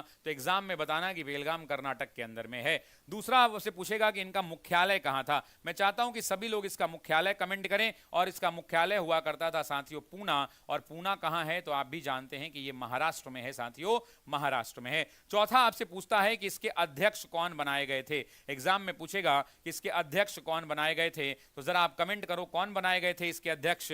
इसके अध्यक्ष बनाए गए थे जोसेफ बैपिस्टा। कौन बनाए गए थे, जोसेफ बैपिस्टा। सभी लोग कमेंट करेंगे इसके अध्यक्ष कौन बनाए गए, तो जोसेफ बैपिस्टा इसके अध्यक्ष बनाए गए थे, जोसेफ बैपिस्टा। अब हम बात कर लेते हैं कि इसके सचिव कौन बनाए गए। एग्जाम का पूछा हुआ सवाल है, तो इसके सचिव बनाए गए साथियों एनसी केलकर। कौन बनाया गया, जरा बताना मेरे दोस्त, एनसी केलकर इसके सचिव बनाए गए। यहां से मैंने 5 सवाल बताए। अगला सवाल जो यहां से बनता है साथियों, इनके सदस्यों की संख्या कितनी थी, तो कुछ किताबों के अंदर में 32,000 देता है, कुछ किताबों के अंदर में लगभग 40,000 सदस्य देते हैं, 40,000 प्लस। उसके अलावा इनकी शाखाओं के बारे में टीआरई 3 में भी क्वेश्चन आया, तो लगभग 6 शाखाएं इनकी हुआ करती थी। उसके अलावा साथियों आपसे पूछता है कि इनका प्रचार प्रसार का तरीका क्या था। क्या पूछता है कि इनका प्रचार प्रसार का तरीका क्या था, तो ये अपने 2 पत्रिकाओं मराठा और केसरी से क्या करते थे, तो मराठा और केसरी से ये प्रचार प्रसार करते थे। उसके अलावा इनका जो क्षेत्र, जब पूछा जाए आपसे कि इनका क्षेत्र कौन सा था, तो क्षेत्र के बारे में बोलना कि हम जो है शशि शरण सर के विद्यार्थी हैं, और ऐसे एक डायग्राम बना देना, कहना कि ये पूरा महाराष्ट्र बॉम्बे को छोड़कर, किसको छोड़कर जरा बताना मेरे दोस्तों, पूरा महाराष्ट्र बॉम्बे को छोड़कर, बॉम्बे को क्या करके, तो बॉम्बे को छोड़कर पूरा महाराष्ट्र हुआ करता था। उसके अलावा साथियों ये बड़ार वाला क्षेत्र हुआ करता था, बड़ार वाला क्षेत्र हुआ करता था। उसके अलावा ये मध्य प्रांत का इलाका हुआ करता था, ये मध्य प्रांत का इलाका हुआ करता था। उसके अलावा साथियों जब हम बात करते हैं तो ये कर्नाटक का इलाका हुआ करता था, कर्नाटक का इलाका हुआ करता था। ये सारे इलाके किसके अंदर में आते थे, तिलक के अंदर में आते थे। अब तिलक के अंदर की अगर हम बात करें साथियों, तो तिलक ने बहुत सारे होम रूलों का संचालन किया, लेकिन तिलक के होम रूल में बहुत सारे नेताओं ने साथ नहीं दिया। लेकिन जब यही होम रूल एनी बेसेंट ने घोषणा की, तो बढ़ चढ़ कर लोगों ने साथ दिया। दुख इस बात का है कि वो तिलक जिसने देश के लिए सब कुछ दिया। अब बात निकली है तो इसको भी ले चलते हैं, एनी बेसेंट वाले होम रूल की बातचीत करते हैं। एनी बेसेंट वाले होम रूल की, एनी बेसेंट के होम रूल से 5 सवाल आते हैं साथियों। वो पांचों सवाल अगले 2 मिनट में क्लियर हो जाएंगे। पहला सवाल यही आता है कि इसकी शुरुआत कब हुई, तो जरा बताना कि एनी बेसेंट के होम रूल की शुरुआत, सभी लोग कमेंट करेंगे, 3 सितंबर 1916 को हुआ। कब हुआ, 3 सितंबर 1916 को। दूसरा सवाल पूछेगा कि इनका मुख्यालय कहां था। मैं चाहता हूं कि आप उत्तर दें, मैं चाहता हूं कि इसका उत्तर आप दें, मैं चाहता हूं कि इसका उत्तर आप दें। राघीव आलम, हाथों में पड़ गए छाले हैं फिर भी कलम संभाले हैं, हम द ऑफिसर्स एकेडमी वाले हैं। Thank you so much. Niyaz Ahmad ji भी ये कमेंट कर रहे हैं, मुंबई को छोड़कर, वेरी गुड भाइयों। 5,000 व्यू और 3,000 लाइक, ऐसे तो काम नहीं चलेगा मेरे भाई। प्रियांशु भाई बहुत दिल की गहराइयों से शुक्रिया प्रियांशु, आपके ये कमेंट मुझे जीवन भर याद रहेंगे प्रियांशु भाई। और माता रानी से प्रार्थना है कि प्रियांशु इस साल आपकी नौकरी जरूर हो, जरूर हो और जरूर हो, बस इतना ही प्रार्थना करूंगा। चलिए, तो सभी लोगों का कमेंट आने लगा है। इनका मुख्यालय अडयार हुआ करता था। इनका मुख्यालय अड्यार हुआ करता था, और अड्यार है कहां साथियों, तो अड्यार मद्रास में है। अब बात कर लेते हैं साथियों कि इसके अध्यक्ष कौन थे। यहीं पर सवाल फंसता है। तो अध्यक्ष ये स्वयं बनी थी साथियों, एनी बेसेंट बनी थी। लेकिन एग्जाम के अंदर में साथियों आपसे क्या पूछेगा, एग्जाम में पूछेगा कि इसके सचिव कौन थे। जरा दोस्त बताना है इसके सचिव कौन थे। वही व्यक्ति इसके सचिव बने थे जिन्होंने बंगाल विभाजन के रद्द करने की अनुशंसा की थी, उस कमेटी की अध्यक्षता की थी, और नाम था जॉर्ज अरुंडेल साथियों। सचिव के बाद अगर हम बात करें इनके सदस्यों की साथियों, तो इनका सदस्य कितना बना था, तो आप भी जानते हैं इनके सदस्यों की संख्या लगभग 27,000 के आसपास थी। उसके अलावा अगर हम बातचीत करें साथियों प्रचार प्रसार की, तो इनकी 2 पत्रिकाएं आती थी। तीनों टीआरई के एग्जाम में ये पत्रिकाएं पूछी गई हैं। एक तो कॉमनवील है और दूसरा है न्यू इंडिया। एक कॉमनवील है और दूसरा है न्यू इंडिया। ये दोनों नाम रट लीजिए। मैं चाहता हूं कि ये दोनों नाम आप कमेंट बॉक्स में कमेंट करें, और कमेंट बॉक्स में कमेंट कर कर इस नाम को रट लें। मैं बस इतना ही चाहता हूं। दूसरा, अभी रुकेंगा नहीं मैं भाई, अभी रुकूंगा नहीं। अब बात कर लेते हैं और क्या बताया था, कंपेयर कर लेता हूं सदस्य, शाखा, प्रचार प्रसार, क्षेत्र। अब शाखाओं की बात कर लेते हैं साथियों। इनकी शाखाएं भारत में सबसे ज्यादा थी। इनकी शाखाएं साथियों लगभग 200 से ज्यादा थी। महिला थी, खूबसूरत महिला थी। सब नेतवन जो है इन्हीं को सपोर्ट करता था। नेता जितने भी भारत के बड़े बुजुर्ग नेता थे, वो सब के सब नेता तिलक को छोड़कर एनी बेसेंट का समर्थन कर रहे थे। सोच लीजिए, तिलक जो देश के लिए 6 साल जेल में रहे, उसके पहले 18 महीना जेल में रहे, उनको छोड़ दीजिए। एक मेरे भाई लिखे हैं कि हार दिल से ना मानने का वादा खुद से कर लीजिए, फिर देखिए सांवरी हैं। ये कह रही हैं कि हार दिल से ना मानने का वादा खुद से कर लीजिए, फिर देखिए कैसे आपको मंजिल मिलती है। हमारे शशि सर के साथ सब पॉसिबल है। थैंक यू सो मच स्वरी, thank you so much this comment के लिए बहुत बहुत शुक्रिया स्वरी जी, बहुत शुक्रिया। अब आइए साथियों शाखाओं के बाद बातचीत कर लेते हैं एग्जाम में सबसे डिफिकल्ट क्वेश्चन क्षेत्र के बारे में। क्षेत्र साथियों, जब हम इनके क्षेत्र की बात करते हैं तो एनी बेसेंट का क्षेत्र जो है, ये जो तिलक वाला इलाका था, ये जो तिलक वाला इलाका था, इस तिलक वाले इलाके को छोड़कर, इस तिलक वाले इलाके को छोड़कर ये महाराष्ट्र को लेकर क्षेत्र में जो है एनसीईआरटी जो लिखता है वो कहता है कि एनी बेसेंट का क्षेत्र जो है कहां है, तो क्षेत्र के बारे में लिखता है संपूर्ण भारत। क्या लिखता है मेरे दोस्त जरा बताना, संपूर्ण भारत, संपूर्ण भारत तिलक के क्षेत्र को छोड़कर। किसको साथियों, तो तिलक के क्षेत्र को, तिलक के क्षेत्र को छोड़कर, तिलक के क्षेत्र को छोड़कर साथियों संपूर्ण भारत। अच्छा एक बात मैं पूछना चाहता हूं, मैं आपसे पूछूं सवाल एक पूछना चाहता हूं। सवाल यह है कि बॉम्बे पर किसका कब्जा था, जरा बताना। तो क्षेत्र में इन्हीं का बॉम्बे आया करता था, इस बात को ध्यान रखना, बॉम्बे इन्हीं का। अब साथियों एक बड़ी दुख वाली बात है जो मैं बताना चाहता हूं। दुख वाली बात यह है कि जब बात आई समर्थन करने की, जब बात आई साथियों समर्थन करने की, जब बात आई साथियों समर्थन करने की, तो भारत के सभी नेताओं ने इनका सहयोग किया।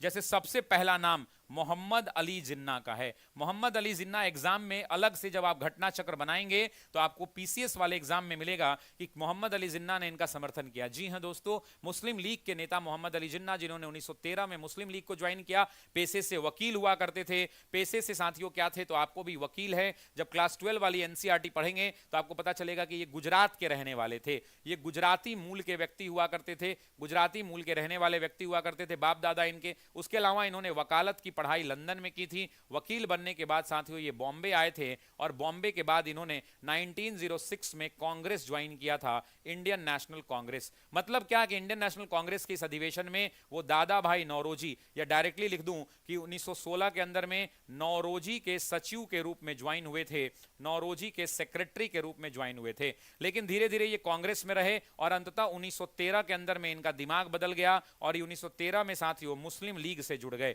1913 में ये किससे जुड़े, मुस्लिम लीग से जुड़े। तो आपको ये बात क्लियर हो गया कि 1913 के पहले ये किसके सदस्य थे, तो ये किसके सदस्य थे साथियों, ये मुस्लिम लीग के थे। उसके अलावा कांग्रेस के जिस बड़े नेता का आप नाम लीजिए, जैसे आप लेंगे मोतीलाल नेहरू का नाम, मोतीलाल नेहरू इन्हीं का समर्थन करते थे। मोतीलाल नेहरू के अलावा इनके बेटे जवाहरलाल नेहरू, वो भी एनी बेसेंट का ही समर्थन करते थे। जवाहरलाल नेहरू वो भी एनी बेसेंट का समर्थन करते थे, नेहरू वो भी एनी बेसेंट का। उसके अलावा आप सीआर दास का नाम ले लीजिए, चितरंजन दास का नाम ले लीजिए, वो भी इन्हीं का समर्थन करते थे। सरदार पटेल का नाम ले लीजिए, वो भी इन्हीं का समर्थन करते थे। डॉक्टर राजेंद्र प्रसाद का नाम ले लीजिए, वो भी इन्हीं का करते थे। तेज बहादुर सप्रू का नाम ले लीजिए, तेज बहादुर सप्रू का नाम ले लीजिए, वो भी इन्हीं का समर्थन करते थे। लाला लाजपत राय, मतलब एक लाइन में समझ लीजिए कि जितना बड़ बुजुर्ग नेता था सब एनी बेसेंट के साथ खड़ा था, और एनी बेसेंट के साथ खड़ा था। अब जानते हैं काहे एनी बेसेंट के साथ खड़ा था, अब आपको दिखाएंगे तो बड़ा मजा आएगा। एनी बेसेंट के साथ काहे खड़ा था भाई, अब देखिए हम बताते हैं आपको कि एनी बेसेंट के साथ काहे खड़े थे ये लोग। एनी बेसेंट लागिए गूगल में और एनी बेसेंट से पूछिए। अच्छा नेट नहीं चल रहा है, कोई बात नहीं। एनी बेसेंट को जब आप गूगल में डालेंगे तो पता चल जाएगा, तस्वीर देखेंगे तो आपको पता चल जाएगा कि क्यों ये लोग हुआ करते थे। तो यहाँ पर मैंने आपको बता दिया, एनी बेसेंट को तिलक भी जो है, बाल गंगाधर तिलक भी इन्हीं का समर्थन करते थे। तो बहुत सारे नेता जो थे इनका करते थे। ठीक है जी, अब आते हैं आपको क्वेश्चन पे। अब आपसे पूछ रहा है कि निम्नलिखित व्यक्तियों में, तो ऑपरेशन हो गया इसका सक्सेसफुल। मुझे बताइए कि होम रूल से एनी बेसेंट जुड़ी हैं, यस और नो। मुझे कमेंट करिए यस और नो, मुझे कमेंट चाहिए सभी के सभी 6000 लोगों का, 5500 लोग जो भी लोग जुड़े हुए हैं, 5100 लोग हैं लगभग, सभी लोग कमेंट करिए, सभी लोग कमेंट करिए साथियों, कमेंट।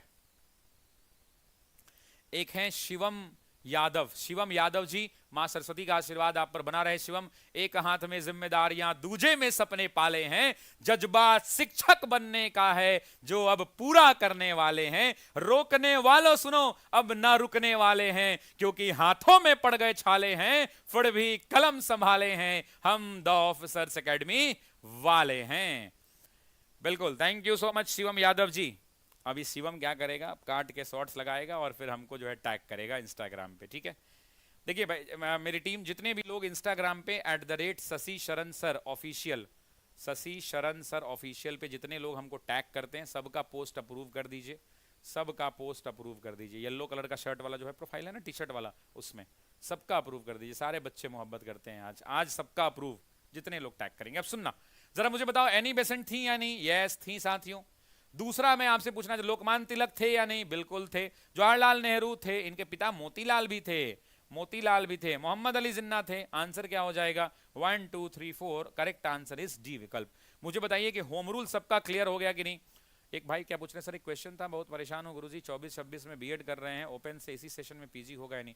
अब आप कर सकते हैं, 2020 के बाद एक साथ 2 डिग्रियां वैलिड है, मेरी जहां तक जानकारी है। एक बार और कंफर्म कर लीजिएगा, है ना।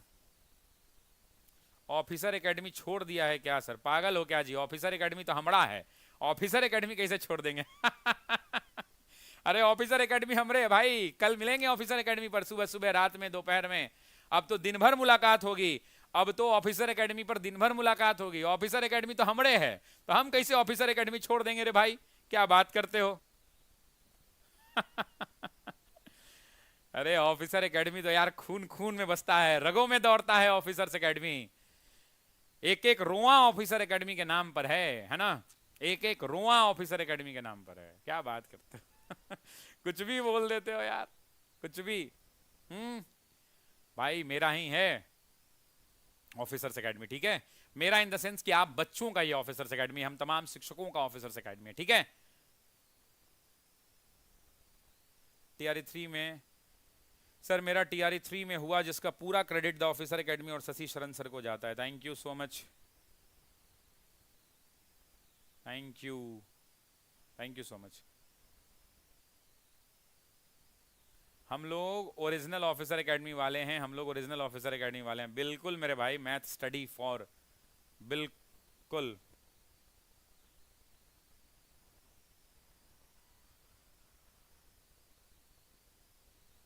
और साथियों जहां तक बात रही इस नए चैनल की, तो नए चैनल का उद्देश्य बस इतना है कि इस पर आपको मेरे लगातार वीडियोस मिल सके। मतलब अब शशि शरण सर के लगातार वीडियोस प्रत्येक विषय के ऊपर, चाहे जिस विषय के हों, सभी विषयों के ऊपर मेरे वीडियोस इस चैनल पर उपलब्ध होंगे। साथ ही साथ भारत की बिहार तक की प्रतियोगी परीक्षाएं नहीं, दिल्ली की चाहे वो डीएसएसबी हो, केवीएस हो, केंद्रीय विद्यालय की परीक्षा हो, सीटेट, जिसके लिए आप कई बार से कह रहे थे कि सर पेडागोजी कोई पढ़ाने वाला नहीं है सर, पेडागोजी हिंदी इंग्लिश दोनों में कोई पढ़ा दीजिए सर, तो आ रहा हूं मैं। साथ ही साथ यूपी के अंदर में सुपर टेट हो, यूपी टेट हो, मध्य प्रदेश की टेट परीक्षाएं हो, बीपीएससी की परीक्षाओं, तमाम भारत की प्रतियोगी परीक्षाओं के लिए इस पर क्लासेस आपको लगातार मिलेंगी। और भारत का वो गरीब मेधावी छात्र जिसका सपना है यूट्यूब के माध्यम से पढ़ना, रिवीजन करना और अपनी सफलता को सुनिश्चित करना, वो हमारे इस नए चैनल द ऑफिसर्स एकेडमी के साथ जुड़कर अपने करियर को और आगे बढ़ा सकता है और सफलता के मंजिल तक अपने आप को पहुंचा सकता है। यही इसी चैनल का उद्देश्य है। और बाकी मिलते हैं अगले वीडियोस में, तो धीरे धीरे बातचीत होती रहेगी आप सबसे, ठीक है।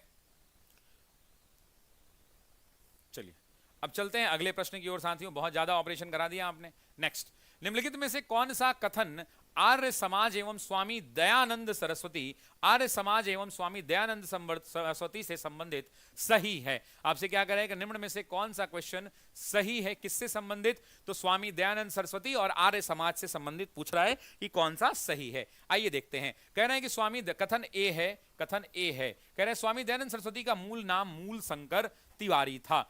कथन बी क्या कह रहा है भाई? कथन बी कह रहा है साथियों, कथन बी क्या कह रहा है कि स्वामी दयानंद सरस्वती गुजरात के मूल निवासी थे। सी क्या कह रहा है दोस्तों? सी कह रहा है कि आर्य समाज की स्थापना 1875 में हुई है। तो भाई इन्होंने तो लगभग सारी बातें बता दी और ये तीनों की तीनों क्या है? सही हैं।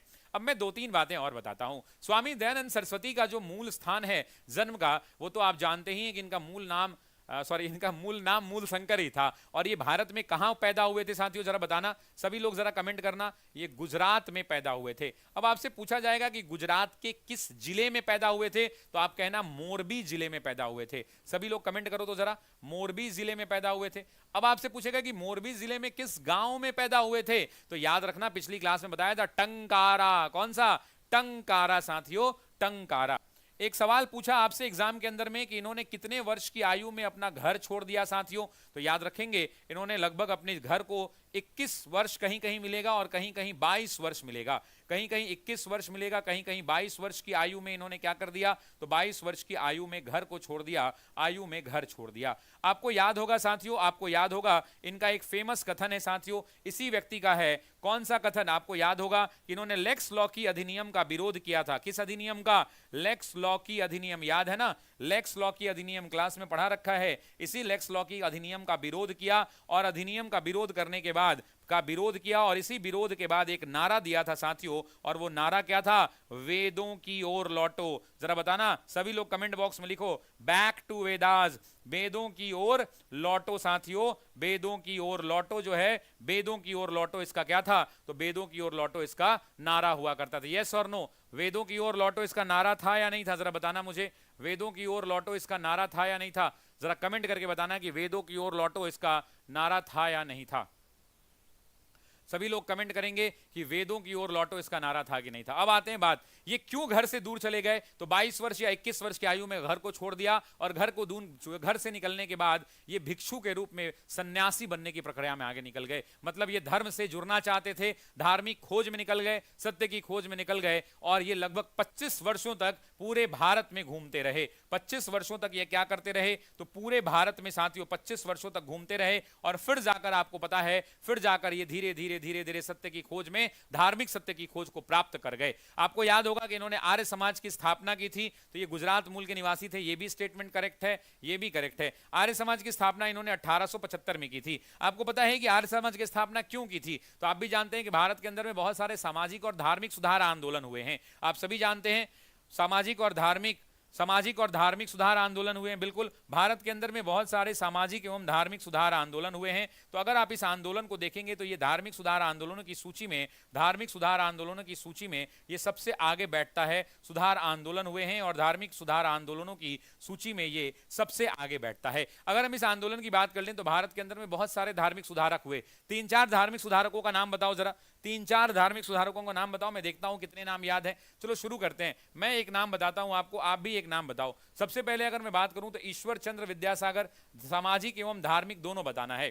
तो सबसे पहले हम किसकी बात कर सकते हैं? ईश्वर चंद्र विद्यासागर का बात कर सकते हैं, विद्यासागर का बात कर सकते हैं। दूसरा जो है साथियों आपको खुद पता है, इन्हीं का बात कर सकते हैं, स्वामी विवेकानंद का बात कर सकते हैं, धार्मिक धर्म विवेकानंद का बात कर सकते हैं। और बताना किसका बात कर सकते हैं? सामाजिक एवं धार्मिक में ज्योतिबा फूले का नाम बात कर सकते हैं, ज्योतिबा फूले का नाम बात कर सकते हैं। उसके अलावा धार्मिक रूप से नहीं, सामाजिक रूप से लोगों को जागृत करने में डॉक्टर अंबेडकर का नाम हम ध्यान रख सकते हैं, डॉक्टर अंबेडकर का नाम ध्यान कर सकते हैं। और जरा मैं देखता हूं कितने लोग कमेंट कर रहे हैं। विवेकानंद, बिल्कुल बिल्कुल बिल्कुल बिल्कुल बिल्कुल बिल्कुल। राजा राम मोहन रॉय, बिल्कुल करेक्ट उत्तर है राजा राम मोहन रॉय। और बताइए, और जरा 2-4 नाम बताइए राजा राम मोहन रॉय के अलावा। राजा राम मोहन रॉय, राजा राम, इतना कमेंट आ रहा है कि जब तक तोड़ेंगे नहीं, जब तक छोड़ेंगे नहीं, है ना?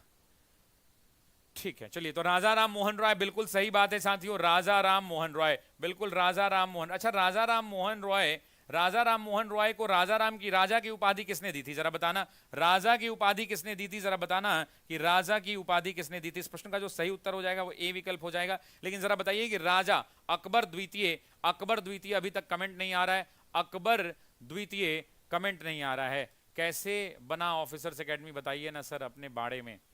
मेरे दोस्त इसके बारे में बातचीत की जाएगी, लेकिन बस इतना ध्यान रखिए कि ऑफिसर्स एकेडमी को बनाने में लगभग 4 साल से ज़्यादा समय, 5वां साल ये चल रहा है द ऑफिसर्स एकेडमी का।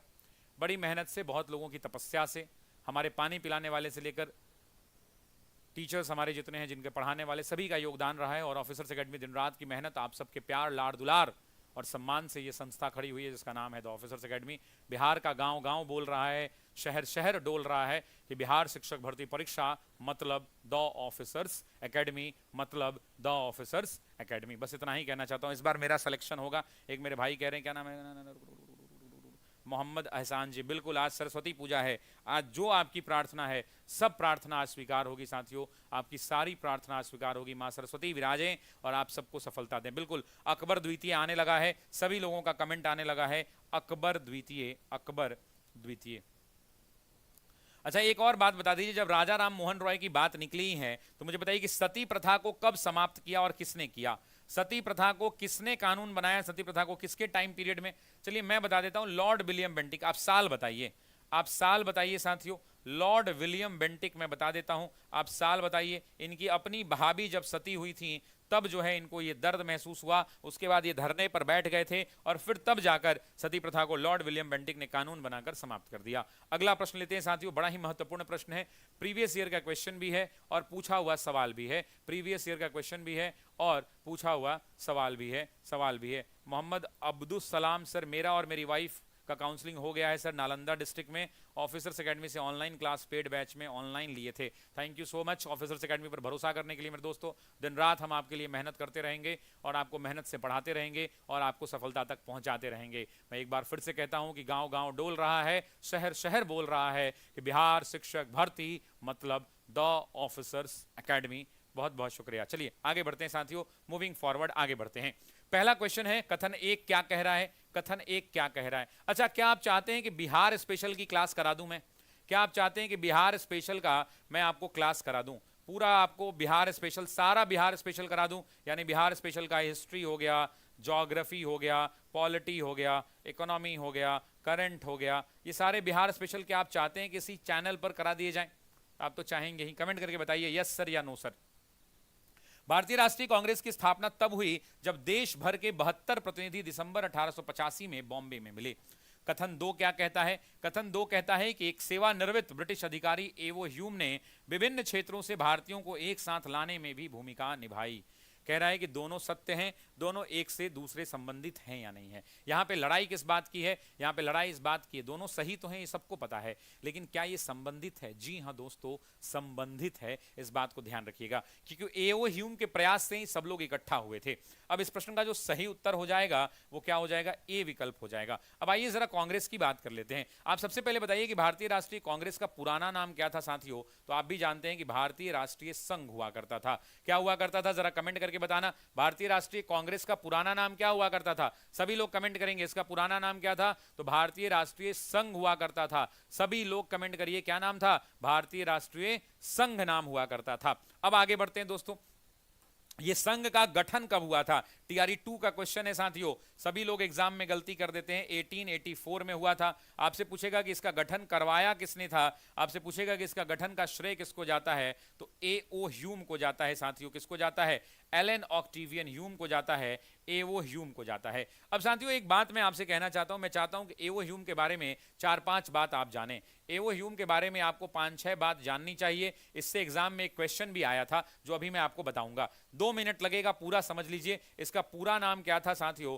तो इसका पूरा नाम एलन ऑक्टेवियन ह्यूम हुआ करता था। एवो ह्यूम का पूरा नाम एलन ऑक्टेवियन ह्यूम हुआ करता था। अगर हम बात करें साथियों तो आप भी जानते हैं कि ये मूल रूप से निवासी कहाँ के थे, तो ये स्कॉटलैंड के निवासी थे। सभी लोग कमेंट करें कहाँ के निवासी थे, तो ये स्कॉटलैंड के निवासी थे। उसके बाद आप जानते हैं कि ये भारत के अंदर में रिटायर्ड आईसीएस अधिकारी थे। क्या थे भाई? रिटायर्ड आईसीएस अधिकारी, यानी इंडियन सिविल सर्विसेज के अधिकारी थे। अच्छा, एक कमेंट बॉक्स में एक उत्तर दीजिए तो जरा, मैं देखता हूं कितने टैलेंटेड बच्चे हैं, कितना पढ़ते हैं, कितना मेहनत करते हैं। जरा बताओ तो प्रथम भारतीय कौन बना था?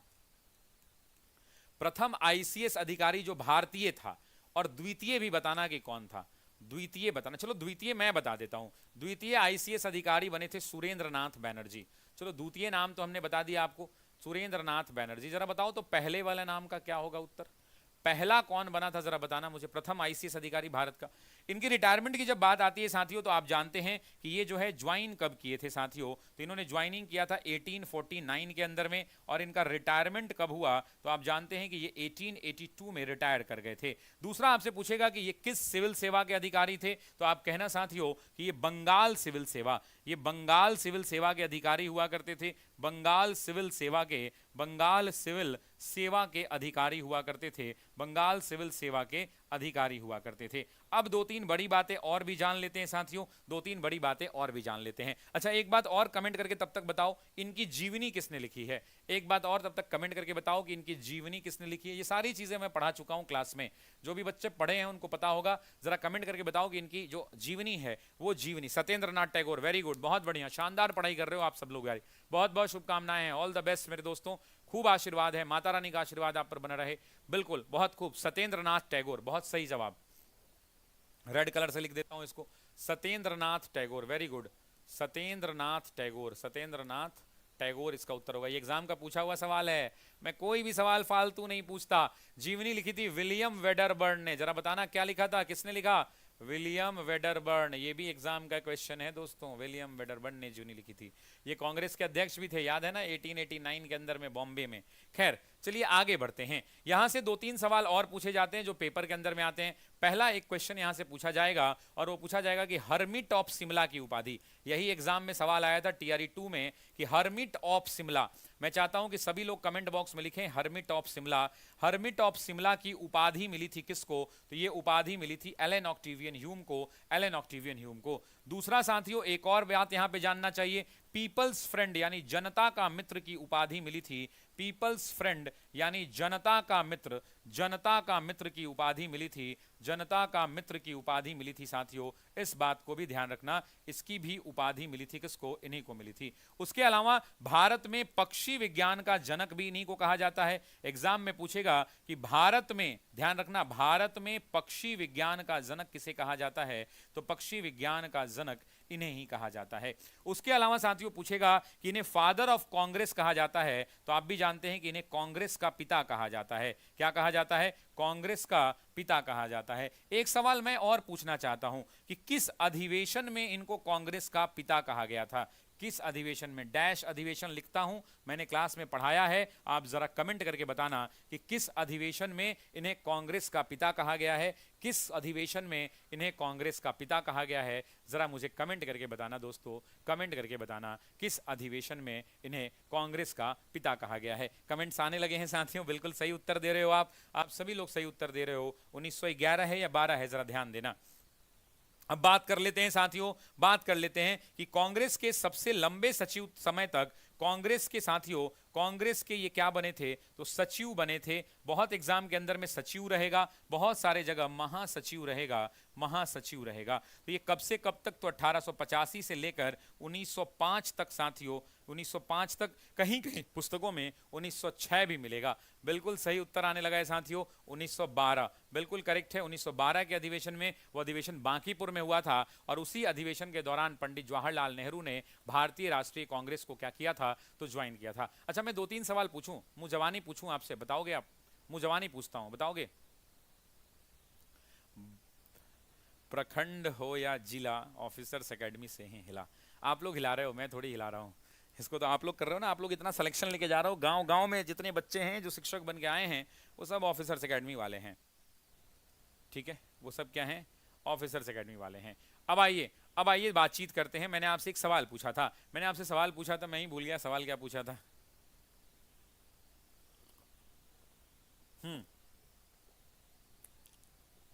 मैं 3 सवाल पूछना चाहता हूं। मैं सवाल कितने पूछना चाहता हूं? 3।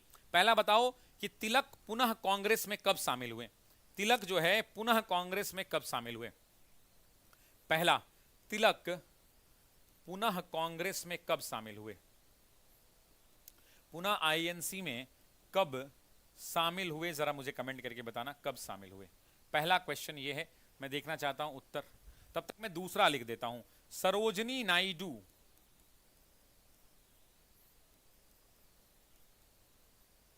सरोजनी नायडू आईएनसी में पहली बार कब शामिल हुई? तीसरा, जवाहरलाल नेहरू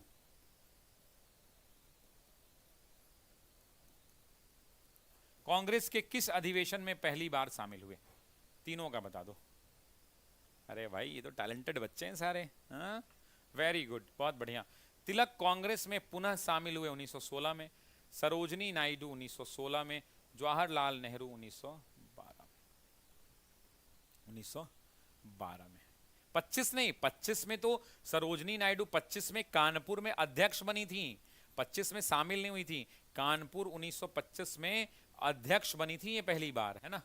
अच्छा, एक बात और सवाल मैं पूछना चाहता हूं, मुझे बताएंगे आप 1897 के अधिवेशन की अध्यक्षता किसने की थी? 1897 के आईएनसी के अधिवेशन के अध्यक्ष कौन थे? अध्यक्ष कौन थे? और जब ये बता ही रहे हैं आईएनसी के 1897 में अध्यक्ष कौन थे, तो एक और बता दीजिए। मुझे पता है कि ये थोड़ा डिफिकल्ट होगा आपके लिए, लेकिन आप बताइए मुझे, आप बताइए 1932 के आईएनसी के अध्यक्ष कौन थे? ये दोनों नाम बता दीजिए। ये दोनों नाम भी बता दीजिए, ये दोनों नाम भी बता दीजिए कि कौन अध्यक्ष थे। जरा कमेंट बॉक्स में नाम बताइए।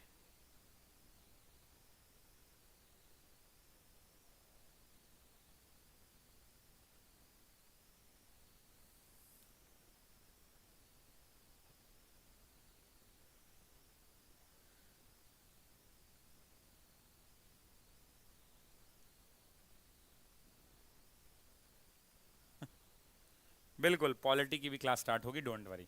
तो 1897 का आने लगा है उत्तर, और इस प्रश्न का उत्तर होगा सी शंकरन नायर। सी शंकरन नायर। क्या उत्तर होगा भाई? श्री शंकरन नायर। 1932 में बताइए क्या उत्तर होगा? 1900। इसमें उत्तर क्या होगा? नहीं, रहीमतुल्ला सयानी नहीं होगा भाई, जवाहरलाल भी नहीं होगा।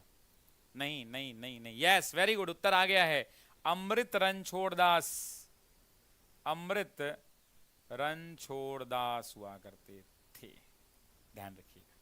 चलिए, तो मैंने ये बता दिया था आपको, दोनों के दोनों सही हैं। अब यहां पर एक और बात निकली थी कि कांग्रेस के अंदर में 72 प्रतिनिधि शामिल हुए थे। तो जरा मुझे बताना कि इन 72 में, आपसे एग्जाम में एक सवाल पूछा कि 72 प्रतिनिधि में सबसे ज्यादा प्रतिनिधि किससे? अच्छा, आप ये बताइए कि क्या आपकी अच्छे से रिवीजन हो रही है? मुझे यस नो में उत्तर दीजिए तो पहले, तभी आगे बढ़ूंगा। क्या इस क्लास से आपको फायदा हो रहा है बहुत अच्छे तरीके से? क्या एक क्वेश्चन से एक पूरा टॉपिक रिवाइज हो रहा है? क्या एक क्वेश्चन से एक टॉपिक आपका, एक क्वेश्चन से एक टॉपिक आपका रिवाइज हो रहा है क्या? ये बताइए, यस और नो। क्या एक टॉपिक पूरा का पूरा रिवाइज हो रहा है कि नहीं? यस और नो, तभी मैं आगे बढ़ूंगा। नहीं तो मैं फिर एबीसीडी मैं भी करवा सकता हूं जल्दी जल्दी में, मुझे जल्दी करवा सकता हूं, मैं जल्दी जल्दी में करवा सकता हूं। बताइए मुझे, यस और नो। यस, तब मैं चलूं ना। कुछ बच्चे कह रहे हैं फास्ट चलो। फास्ट चलने से कोई फायदा नहीं होगा मेरे दोस्त, फास्ट चलने से फायदा नहीं होगा। फायदा इस बात से होगा कि आप एक क्लास में एक क्वेश्चन से एक पूरा टॉपिक समेट ले रहे हो, है ना। तो ऐसे ही पढ़ाऊं ना डिटेल में, तो ऐसे ही डिटेल में पढ़ाऊं ना कि जल्दी जल्दी में एबीसीडी करवाऊं? जरा लिख के बताओ, एबीसीडी लिखो या डिटेल लिखो? ऑप्शन के अंदर में एबीसीडी या डिटेल लिखो। आप एबीसीडी या डिटेल लिखो, मुझे बताओ कि कितना मुझे कराना है, तब तो मैं उस हिसाब से कराऊंगा। ठीक है, आप मुझे बताओ कि कितना कराना है मुझे, उस हिसाब से मैं कराऊंगा। डिटेल में कराना है या जल्दी जल्दी कराना है, बता दो मुझे आप कमेंट बॉक्स में। डिटेल लिख दो एक बार अगर कराना है डिटेल में। चलो, 72 के अंदर में रिवीजन करते हैं मेरे दोस्तों। जो 72 प्रतिनिधि थे, इसमें सबसे ज्यादा प्रतिनिधि किस प्रांत से? तो बॉम्बे से हुआ करते थे 38, दूसरा एग्जाम में पूछेगा कहां से, तो मद्रास से 21 हुआ करते थे। तीसरा पूछेगा कहां से, तो संयुक्त प्रांत में, संयुक्त प्रांत से 7 हुआ करते थे। चौथा पूछेगा कहां से, तो कहना पंजाब से 3 हुआ करते थे। और लास्ट पूछेगा कहां से, तो कहना बंगाल से, और बंगाल से भी 3 हुआ करते थे। टोटल कितना साथियों, तो टोटल 72 प्रतिनिधि हुआ करते थे, 72 प्रतिनिधि हुआ करते थे, 72। अब मुझे एक बात बताओ, मुझे एक बात बताओ, थोड़ा और डिटेल में चलते हैं। जब बात निकली है तो दूर तलक जाएगी, जब बात निकली है तो दूर तलक जाएगी। कम से कम यहां से 10 बातें सीखेंगे और एग्जाम के बहुत सारे सवाल सीखेंगे।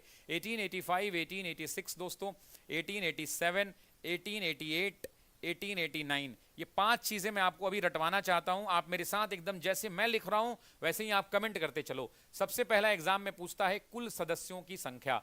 4 ही क्वेश्चन यहां से आते हैं, मैं चारों याद करा दूंगा अभी। सभी लोग करेंगे। 1885 72, 1886 में 436, 1887 के अंदर में साथियों 607, 1888 के अंदर में साथियों 1248, 1889 के अंदर में जितना साल है उतना ही सदस्य है, तो याद करना आसान है, जितना ईयर उतना ही सदस्य। अब बात कर लेते हैं, दूसरा एग्जाम में पूछता है मुस्लिम सदस्य, यही वाला तो एग्जाम में आता है। मुस्लिम सदस्य की बात करता है, मुस्लिम सदस्य की बात करता है। तो मुस्लिम सदस्यों के अंदर में अगर हम बात करें तो पहले वाले अधिवेशन में 2, दूसरे वाले में 33, तीसरे वाले में अगर बात करें तो 81, चौथे वाले में बात करें तो 221, और पांचवें वाले में अगर बात करें तो 254 साथियों, 254।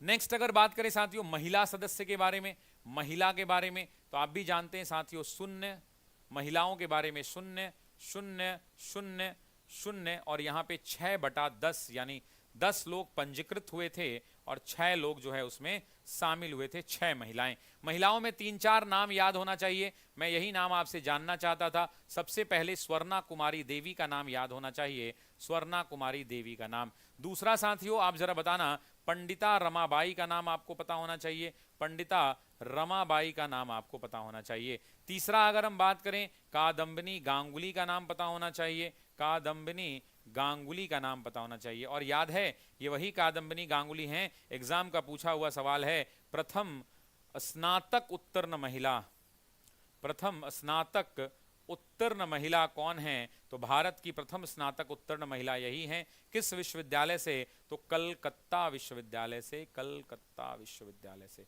अच्छा एक बात और पूछना चाहता हूं, सबसे ज्यादा अधिवेशन कहां पे हुए हैं, जरा बताना कि सबसे ज्यादा किस स्थान पे हुए हैं, सबसे ज्यादा किस स्थान पे हुए हैं। तो सभी लोग कमेंट करेंगे कलकत्ता। कितनी बार हुए हैं, 10 बार हुआ है कलकत्ता के अंदर में। सबसे ज्यादा बार अध्यक्ष कौन बना है, एग्जाम में पूछे कि सबसे ज्यादा बार अध्यक्ष कौन बना है, तो पंडित जवाहरलाल नेहरू बने हैं 7 बार, जवाहरलाल नेहरू बने हैं। और वो नेहरू कितनी बार बने हैं, तो 7 बार बने हैं दोस्तों। कितनी बार, तो 7 बार नेहरू बने हैं, 7 बार। क्या ये सभी लोगों को याद है, क्या ये सभी लोगों को याद है?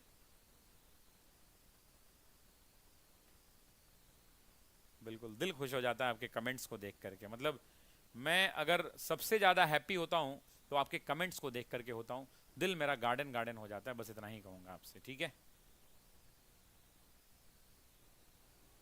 नेक्स्ट बहुत ही बेहतरीन सवाल है, कह रहा है कि निम्नलिखित कथनों पर विचार कीजिए। बैसाखी के दिन, कह रहा है कि बैसाखी के दिन अमृतसर में, कथन 1 है साथियों, बैसाखी के दिन अमृतसर में जनरल डायर के द्वारा किया गया जलियांवाला बाग नरसंहार रॉलेट सत्याग्रह के दमन का एक हिस्सा था।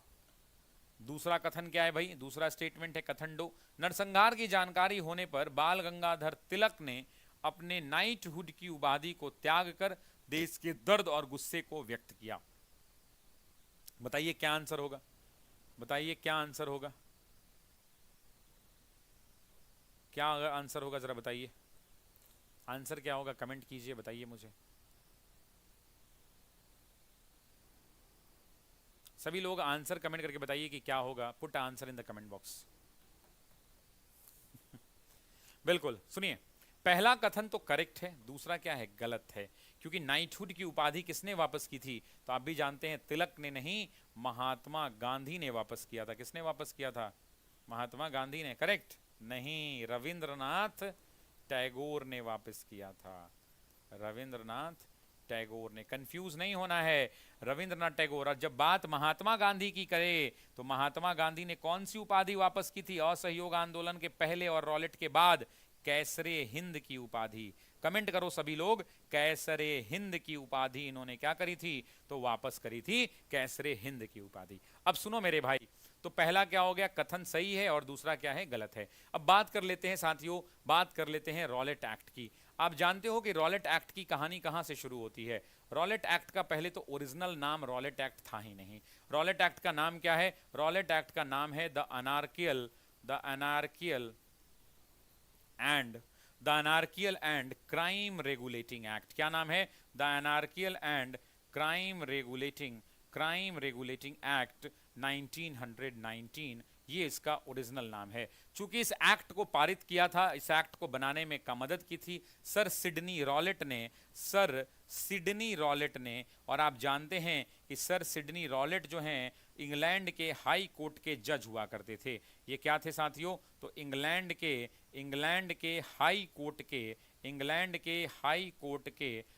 कोर्ट के जज हुआ करते थे। हाई कोर्ट के जज हुआ करते थे। अब पूरी कहानी मैं आपको याद दिलाना चाहता हूं। पूरी कहानी आपको याद दिलाना चाहता हूं। एक मेरे भाई पूछ रहे हैं कि ऐप पर पॉलिटिकल की क्लास कितने तारीख से? 6 तारीख से। अच्छा, एक जानकारी दे दूं, कल जो है, आज सरस्वती पूजा है, कल सरस्वती पूजा की छुट्टी है, तो कल यूट्यूब पे कुछ क्लासेस चलेंगी, लेकिन ऑफलाइन की सारी बैचेस और पेड की सारी बैचेस बंद हैं। सभी लोग घर गए हैं, बहुत सारे शिक्षक, चूंकि आज पूजा है, कल विसर्जन वगैरह का कार्यक्रम होगा, तो वैसी परिस्थिति के अंदर में कल की ऑफलाइन की सारी क्लासेस और साथ ही साथ ऑनलाइन के पेड बैचेस की क्लासेस भी बंद हैं। परसों से क्लास अपने नियमित समय पर चलेगी। परसों से क्लास क्या होगी? अपने नियमित समय पर चलेगी। इस बात का आपको ध्यान रखना है, ठीक है जी। सात बार कैसे कंफ्यूज कर रहे हैं? 7 बार आजादी के बाद भी तो नेहरू कांग्रेस के अध्यक्ष थे, आजादी के बाद भी तो कांग्रेस के अध्यक्ष हुआ करते थे, ठीक है ना, ध्यान रखिएगा। अब सुनिए, अब बात करते हैं इसकी पूरी कहानी। मैं आपको लेके चलता हूं साथियों दिसंबर महीने के अंदर में, और वर्ष है 1917 का। दिसंबर 1917 के अंदर में अंग्रेजों की परिस्थिति क्या है? मैं आपसे कहना चाहता हूं कि अंग्रेजों की परिस्थिति क्या है, इस पर जरा ध्यान दीजिएगा। आप समझिए कि अभी महीना कौन सा चल रहा है? दिसंबर 1907। मुझे एक बात बताइए, यस नो में बताते चलिएगा। आप जानते हैं कि इंडियन नेशनल कांग्रेस और मुस्लिम लीग क्या हो गए हैं? तो मुस्लिम लीग में 1916 में क्या हो गया है? समझौता हो गया है। मुझे बताना कि क्या अंग्रेज चाहते थे कि समझौता हो? नहीं साहब, अंग्रेज तो बांटो और राज करो चाहते थे। अंग्रेजों तो वो कह रहा है कि this is recorded class. Angad Kumar निकालो रे बबुआ, बाटा वाला मेरा कहाँ है? बाटा वाला देखो तो कहाँ है बबुआ? अच्छा एक बात बताओ, बाटा कहाँ की कंपनी है? बाटा जो बताएगा उसको इनाम दूंगा, उसका नाम लूंगा अभी। बाटा कहां की कंपनी है? बाटा कहां की कंपनी है, जरा बताओ। सर आप बहुत डीप में बता रहे हैं सर, थैंक। डीप कहां बता रहे हैं भाई? अभी तो आधा डीप नहीं बता रहे हैं। अरे आधा डीप नहीं बता रहे हैं। देखिए ऐसे जो लड़कन होता है ना, जो कमेंट करता है कि रिकॉर्डेड क्लास, वो अपना नाम लिवाने के लिए कमेंट करता है। और दूसरा, ऐसे लड़कन का ना पकड़ुआ ब्याह होता है, और पकड़ुआ ब्याह में आप जानते करते हैं क्या होता है?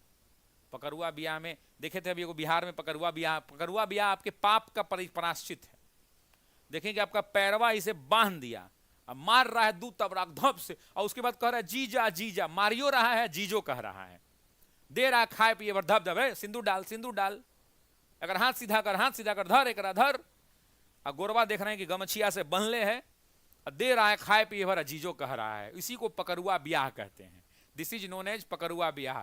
तो अगर डेफिनेशन पूछा जाए आपसे कभी कि पकड़ुआ विवाह किसको करते हैं, तो पकड़ुआ विवाह उसको कहते हैं जिसमें आपके बाहरी पाप का आपको प्रायश्चित करना पड़ता है, और आप जो है आपका गमछी से गोड़ बांध दिया जाता है, और बांधने के बाद मारा जाता है तर कहता है अरे जीजा है, ब्याह करवा देता है, जबरदस्ती मार मूर के ब्याह करवा देता है। उसी को पकड़ुआ ब्याह कहा जाता है। समझ में आई बात? दिस इज नोन एज पकड़ुआ विवाह। सुनिए, बाटा जो है चेक गन, देखो ये मैं अपने बात से नहीं बोल रहा हूं, चेक गणराज्य की कंपनी है ना। बहुत जल्द आपको करंट अफेयर का भी जलवा देखने को मिलेगा, है ना, चिंता मत करिए, बहुत जल्द मिलेगा। तो ब्याहों करवा, वीडियो है वो हम देखे थे, बिहार का एक वीडियो था। अब मजे की बात है कि बीपीएससी टीचरे का वीडियो था शायद वो, या रेलवे में था, पता नहीं रेलवे में था या यही था जो भी था। मतलब लेकिन इसी तरह से जो है होता है पगरुआ विवाह। कूटता तो भर पेट रे भाई, भर पेट कूटता है।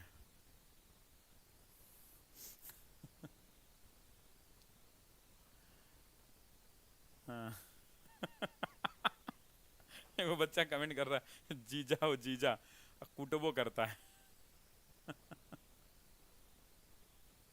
एक बार दिल बनाइए तो जरा कमेंट बॉक्स में दिल भर दीजिए। अच्छा चलिए सुनिए, अब सीरियस हो जाते हैं, थोड़ा थोड़ा सीरियस होते हैं।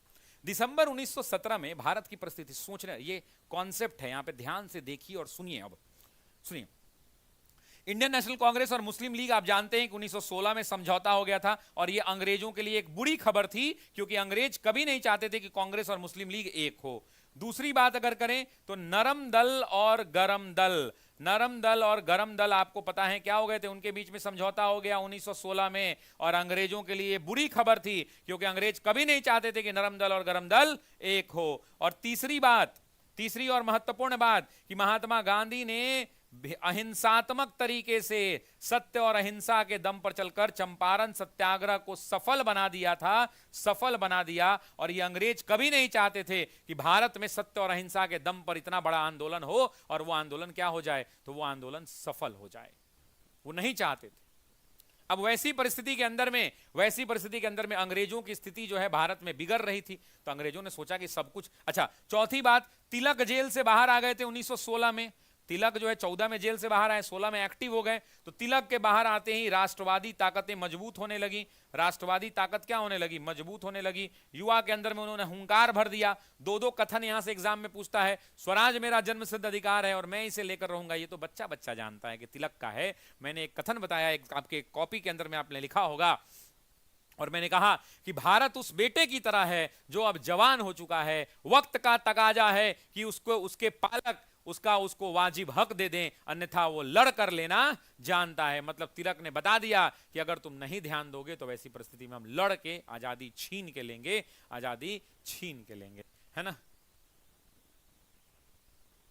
अब सुनिए, अब जब इतनी परिस्थितियां विपरीत हो गई तो उसके बाद सिडनी रॉलेट को भारत भेजा गया। तब सर सिडनी रॉलेट जो है क्या आए, तब सर सिडनी रॉलेट भारत आए। और जब सिडनी रॉलेट साथियों भारत आए तो फिर क्या हुआ, भारत आए तो उन्होंने पूरे भारत का दौरा किया। थोड़ा ध्यान से पढ़िए और समझिए, उन्होंने पूरे भारत का दौरा किया। भारत का दौरा करने के बाद एक रिपोर्ट तैयार की। भारत का दौरा करने के बाद क्या किया रे भाई, भारत का दौरा करने के बाद उन्होंने एक रिपोर्ट तैयार की, और उस रिपोर्ट में क्या लिखा उन्होंने, तो उस रिपोर्ट के अंदर में उन्होंने लिखा कि भारत की परिस्थितियां बड़ी ही हाथ से बेकाबू होती नजर आ रही हैं। वैसी परिस्थिति के अंदर में भारत में कड़े से कड़े कानून बनाने की सख्त जरूरत है। उन्होंने क्या कहा कि भारत में, उन्होंने कहा कि भारत में कड़े से कड़े कानून बनाने की जरूरत है, कड़े से कड़े कानून, कड़े से कड़े कानून बनाने की, कानून बनाने की जरूरत है, कड़े से कड़े कानून बनाने की जरूरत है, बनाने की जरूरत है, जरूरत है। और वैसी परिस्थिति के अंदर में सर सिडनी रॉलेट ने एक कानून बनाया, और उसी कानून को आप किस नाम से जानते हैं, तो रॉलेट एक्ट के नाम से जानते हैं, अराजकतावादी अधिनियम के नाम से जानते हैं, the anarchical and the crime regulating act के नाम से जानते हैं। इस एक्ट में उन्होंने क्या प्रावधान कर दिया, इस एक्ट के अंदर में प्रावधान किया कि शक के आधार पर, किसके आधार पर, तो शक के आधार पर किसी भी व्यक्ति को, कोई भी व्यक्ति, नेता, क्रांतिकारी कोई भी हो, किसी भी व्यक्ति को बिना कारण बताए, बिना कारण बताए, बिना कारण बताए, बिना कारण बताए कम से कम 2 वर्षों के लिए, कम से कम 2 वर्षों के लिए गिरफ्तार कर लिया जाएगा। 2 वर्षों के लिए अरेस्ट किया जा सकता है, अरेस्ट किया जा सकता है। और जब अरेस्ट किया जाएगा तो इस अरेस्ट होने के बाद इसको ना वकील का पावर मिलेगा, ना ये कोर्ट में पेश हो सकता है, ना इसको वकील का फैसिलिटी मिलेगा, और ना ही ये अपनी दलील रख सकता है, दलील रह सकता है। अब इसीलिए जब ये कानून आया, जब ये कानून आया तो इस कानून को क्या कहा गया, तो इस कानून को साथियों काला कानून कहा गया, ब्लैक लॉ कहा गया। इस कानून को और क्या कहा गया, तो इस कानून को बिना अपील, बिना अपील, बिना वकील, बिना अपील, बिना दलील, बिना दलील, बिना वकील का कानून कहा गया। बिना वकील का कानून कहा गया। अब जब ये कानून आया तो महात्मा गांधी एक्टिव हो गए और महात्मा गांधी ने एक स्टेटमेंट दिया साथियों। महात्मा गांधी ने क्या किया? तो महात्मा गांधी ने एक कथन दिया। महात्मा गांधी ने क्या कहा? महात्मा गांधी ने कहा, एग्जाम का ये क्वेश्चन है, एनसीईआरटी का लाइन है दोस्तों। महात्मा गांधी ने कहा कि यह कानून स्वतंत्रता विरोधी है। यह कानून क्या है? तो स्वतंत्रता विरोधी है। महात्मा गांधी ने कहा कि यह कानून स्वतंत्रता विरोधी है। यह कानून स्वतंत्रता विरोधी है, स्वतंत्रता विरोधी है और स्वतंत्रता विरोधी है और आम लोगों के और आम लोगों के और आम लोगों के मूल अधिकारों की आम लोगों के मूल अधिकारों की हत्या है। मूल अधिकारों की हत्या है। ये आम लोगों के मूल अधिकारों की क्या है? ये आम लोगों के मूल अधिकारों की हत्या है। उसके बाद जब ये कानून आया तो महात्मा गांधी ने कहा कि इस कानून का क्या होगा? तो महात्मा गांधी ने कहा कि इस कानून का संपूर्ण भारत में विरोध होगा, संपूर्ण भारत में विरोध होगा। और जब महात्मा गांधी ने कहा कि संपूर्ण भारत में विरोध होगा तो इसकी तिथि निर्धारित की गई 30 मार्च को। 30 मार्च को शहरों में विरोध हुआ साथियों। विरोध काफी सफल हुआ। 6 अप्रैल को डेट निकाला गया और 6 अप्रैल को शहरों में विरोध के बाद गांव की ओर ले जाने की बात हुई और गांव में कहा गया कि विरोध प्रदर्शन होगा।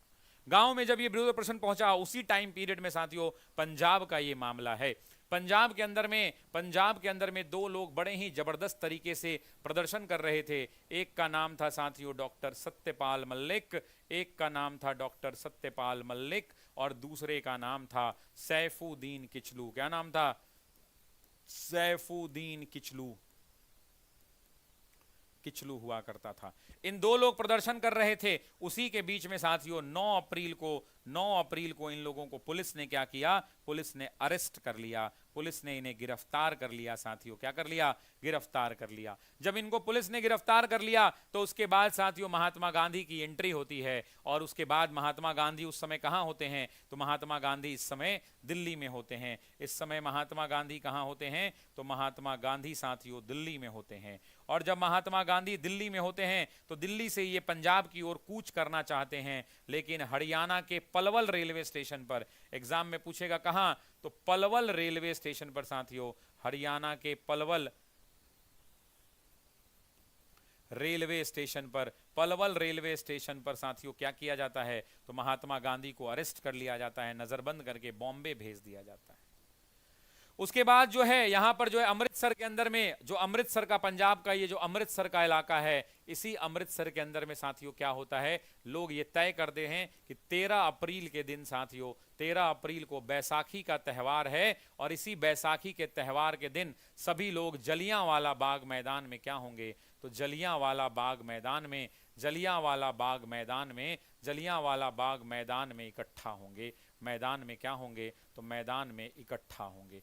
जब जलियांवाला बाग में बोला गया कि जलियांवाला बाग में इकट्ठा होंगे और यहां पर क्या करेंगे? तो यहां पर गिरफ्तारी के विरोध में यहां पर क्या करेंगे? तो गिरफ्तारी के विरोध में शांतिपूर्ण प्रदर्शन करेंगे। गिरफ्तारी के विरोध में क्या करेंगे? तो शांतिपूर्ण प्रदर्शन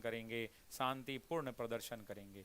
अब जब ये बात हो गई, बैसाखी का दिन आया और उसी बैसाखी के दिन वहां पे सभी लोग जलियांवाला बाग पहुंच गए। जलियांवाला बाग की एक खूबसूरती ये थी कि यहाँ जाने और बाहर आने का एक ही रास्ता था। इसी से लोग अंदर जाएंगे, इसी से लोग बाहर आएंगे। हजारों की संख्या में निहत्थी भीड़ यहाँ पर जुटी और निहत्थी भीड़ जो है बिना गोली बंदूक के आई थी, क्योंकि ये विरोध प्रदर्शन करने आई थी और इन्होंने शांतिपूर्ण विरोध प्रदर्शन करने का ठाना था। यहाँ पर हजारों की संख्या में लोग इकट्ठा हुए और लोग क्यों आए थे? लोग गिरफ्तारी का विरोध करने आए थे। अंग्रेजों से ये कहने आए थे कि उन्हें मुक्त करो, अंग्रेजों से ये कहने आए थे कि रॉलेट एक्ट वापस लो, लेकिन अंग्रेजों ने दिमागी चाल चल दी। 13 अप्रैल को यह होना था, लेकिन 13 अप्रैल से एक दिन पहले यानी 12 अप्रैल को साथियों पूरे पंजाब के अंदर में इन्होंने मार्शल लॉ को लागू कर दिया। अंग्रेजों का ये कानून था जिसे सैन्य कानून के बराबर समझा जाता था, मार्शल लॉ को लागू कर दिया। यानी धारा 144 लगा दी और कहा धारा 144 लगा दी गई और कहा गया, धारा 144 लगाने के बाद कहा गया कि कोई भी व्यक्ति 4 लोगों से ज़्यादा इकट्ठा नहीं हो पाएगा। लेकिन ये बात लोगों तक पहुंच नहीं पाई। अगर ये बात लोगों तक पहुंच जाती तो लोग इकट्ठा नहीं होते। यहां पर 2 डायर का नाम याद रखना। एक है गवर्नर, साथियों वो जरा कमेंट करना। गवर्नर का नाम था माइकल ओ डायर। गवर्नर का क्या नाम था? Michael O Dyer. उसके अलावा एक सैन्य कमांडर थे, एक सेना के कमांडर थे साथियों, सैन्य कमांडर थे, और सैन्य कमांडर का नाम क्या था?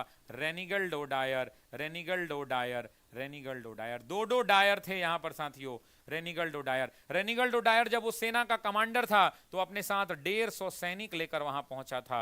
उसी जलियांवाला बाग मैदान को, दिन होता था 13 अप्रैल 1919 होता था साथियों, और 13 अप्रैल 1919 को इस 150 सैनिकों ने बाउंड्री पर चढ़ गए। यहां पर बाउंड्री पर यहां पर 150 सैनिकों ने चढ़कर इसको घेर लिया, चारों तरफ से इस जलियांवाला बाग मैदान को घेर लिया, और यहां गेट पर भी ढेर सारे लोग खड़े हो गए। और उसके बाद इस गवर्नर माइकल ओ डायर ने, ध्यान से सुनना, ध्यान से सुनना, कि इस माइकल ओ डायर के आदेश पर, एग्जाम में क्वेश्चन आता है इसलिए दोबारा बोल रहा हूं, माइकल ओ डायर के आदेश पर रेनिगल्ड ओ डायर ने अपने 150 सैनिकों को आदेश दिया कि गोलीबारी शुरू करो। अब आप समझो कि यहाँ के ग्राउंड है, ऐसे गोल सा ग्राउंड है, और बाउंड्री पर लोग चढ़ गए बंदूक लेकर के, मार गोली मार गोली। तब तक गोलियां चली साथियों, इतिहासकार कहते हैं कि गोलियां तब तक चली जब तक वो क्या हो गया, ये गोलियां तब तक चली जब तक गोलियां खत्म नहीं हो गई। और इस भीड़ में साथियों, सरकारी आंकड़ों के मुताबिक सिर्फ 379 लोग मारे गए। मारे तो बहुत गए थे, लोग मारे गए। अब तो मोदी जी ने इसको म्यूजियम बना दिया है। 379 लोग मारे गए, 1200 लोगों की क्या हो गई, तो 1200 लोग घायल हुए साथियों, 1200 लोग घायल हुए। इस घायल होने के बाद इसकी बड़ी निंदा हुई। जब भारत के अंदर में विरोध होने लगा तो अंग्रेजों ने कहा कि ये तो गलत हुआ है, हम इस घटना की जांच करवाएंगे, और जांच करवाने के लिए एक कमीशन बना जिसका नाम था हंटर कमीशन। क्या नाम था? हंटर कमीशन इसका नाम था। एग्जाम में पूछेगा कि हंटर कमीशन के अंदर में कितने सदस्य हुआ करते थे, तो हंटर कमीशन में साथियों कुल 8 सदस्य हुआ करते थे। कितने? कुल 8 सदस्य हुआ करते थे। इन 8 में साथियों 5 जो है अंग्रेज हुआ करते थे, 3 साथियों कौन होते थे, तो भारतीय होते थे। एक का नाम था जगत नारायण, या जगत लाल कहते हैं लोग, जगत लाल नारायण। दूसरा चिम्मन लाल सीतलवार साथियों, चिम्मन लाल, ये लास्ट ईयर एग्जाम में क्वेश्चन भी आया था, TRE 3 के अंदर में ही आया था, सीतलवार साथियों। और तीसरा हुआ करता था साहबजादा सुल्तान अहमद, साहबजादा सुल्तान अहमद, साहबजादा सुल्तान अहमद। ये इतने सारे लोग हुआ करते थे। और इन 8 लोगों ने जांच किया, और जांच करने के बाद क्या कहा साथियों, जांच करने के बाद, मजा नहीं आ रहा है, एक बार दिल बनाइए, थोड़ा मैं थक रहा हूं, लेकिन आपकी दिल जो है, जब आपके कमेंट बॉक्स में दिल पड़ेगा ना तो मैं फिर से एनर्जी में आ जाऊंगा।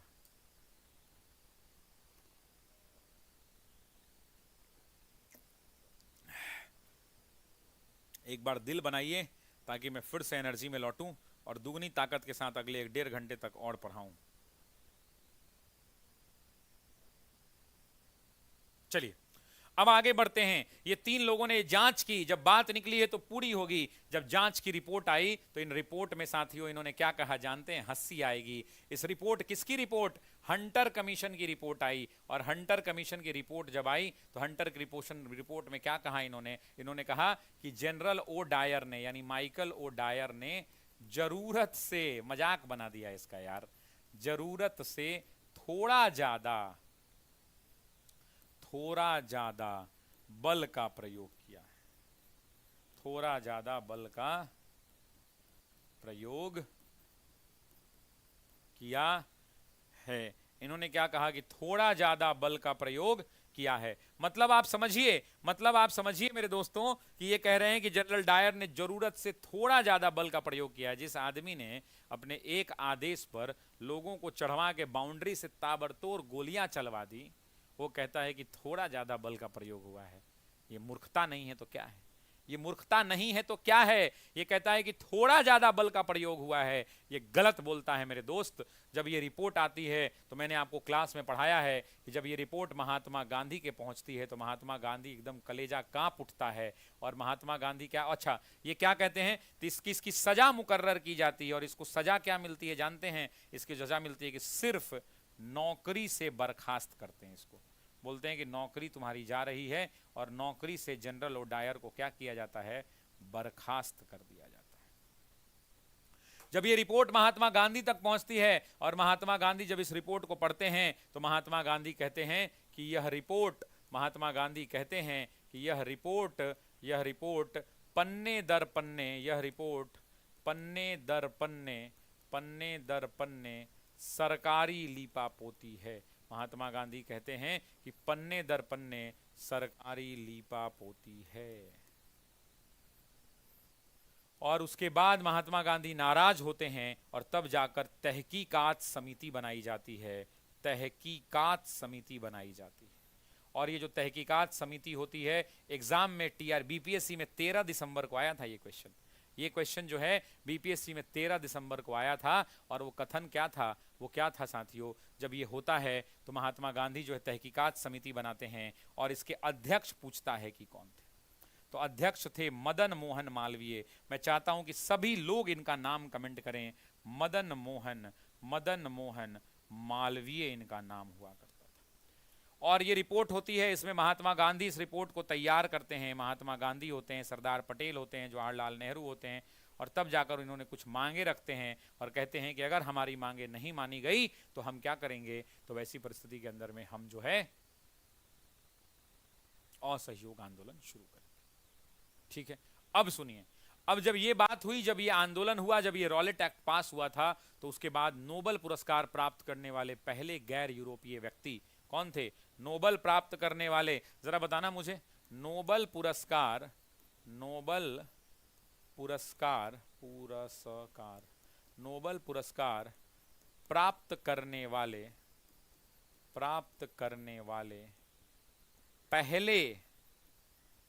पहले गैर यूरोपीय, ये एग्जाम में पूछ सकता है, पहले गैर यूरोपीय कौन थे, व्यक्ति कौन थे। वो व्यक्ति थे साथियों रविंद्रनाथ टैगोर। कौन थे, रविंद्रनाथ टैगोर हुआ करते थे, रविंद्रनाथ टैगोर हुआ करते थे। कौन थे, रविंद्रनाथ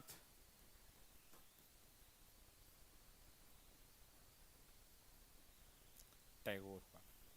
और इसी रविंद्रनाथ टैगोर ने इसके विरोध में क्या किया था, तो नाइटहुड की उपाधि वापस की थी। अच्छा, नाइटहुड की उपाधि होती क्या है भाई, नाइटहुड की उपाधि होती क्या है, तो आप भी जानते हैं कि नाम के आगे एक वर्ड लग जाता है सर एक नाम के आगे लग जाता है, उसी नाम के आगे सर वर्ड को हम क्या कहते हैं, तो सर वर्ड को हम लोग कहते हैं नाइटहुड की उपाधि। जब ये बात हो गई तो रविंद्रनाथ टैगोर ने भारत के जो तत्कालीन वायसरॉय थे चेम्सफोर्ड,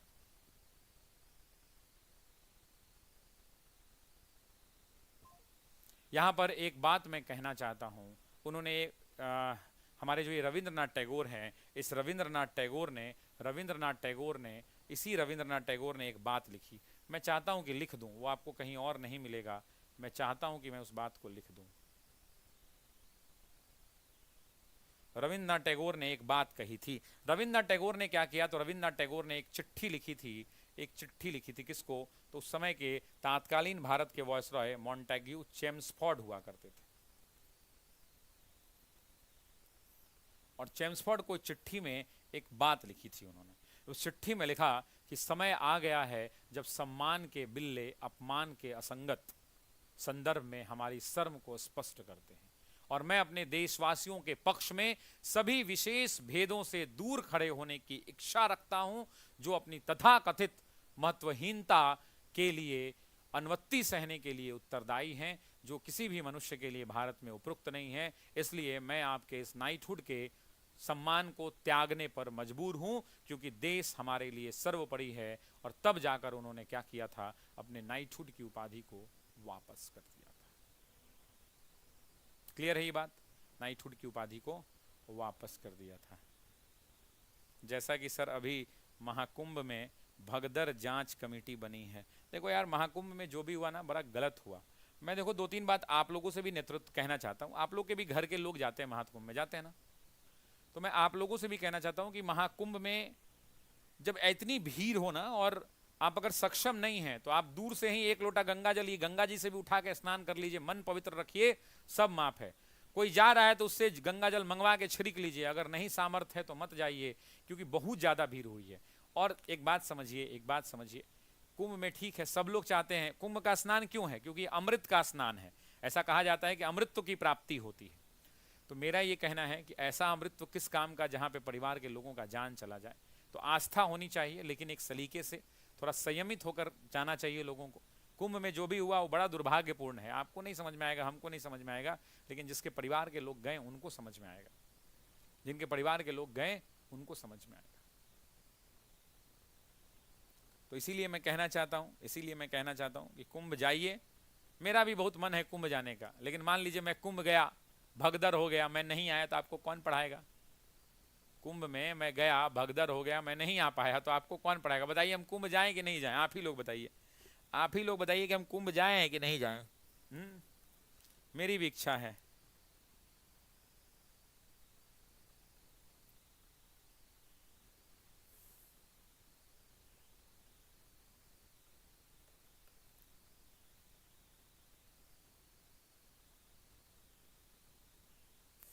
मेरी भी इच्छा है, बताइए कुंभ जाएं कि नहीं जाएं। चलिए खैर कोई बात नहीं, बहुत शुक्रिया। चलिए तो आते हैं अगले प्रश्न की ओर। प्रश्न देख लेते हैं क्या था। मैंने तो इतना धागा खोल दिया, इतना ज़्यादा ऑपरेशन कर दिया कि पेशेंट को इंजेक्शन भोंक के उठाना पड़ेगा। इतना देर में तो ऑपरेशन थिएटर सुबह से शाम हो जाएगा, है कि नहीं? नहीं जाइए सर, ना ना भाई, जाना है, हम ऐसे थोड़ी जाएंगे, आराम से जाएंगे। हम प्रयागराज के कोना में जाएंगे, एक लोटा उठा के नहा लेंगे, क्या जरूरत है संगम पे जाने का? 144 साल बाद आया भाई, हम रहबे नहीं करेंगे तो 144 साल बाद क्या होगा? हम रहेंगे ही नहीं तो चाहे वो 144 साल बाद आए, चाहे 45 साल बाद आए, बिल्कुल मन चंगा कठौती में गंगा। सर जी, एक परिवार के 6 लोगों की मौत हो गई, बताइए, बाप रे बाप।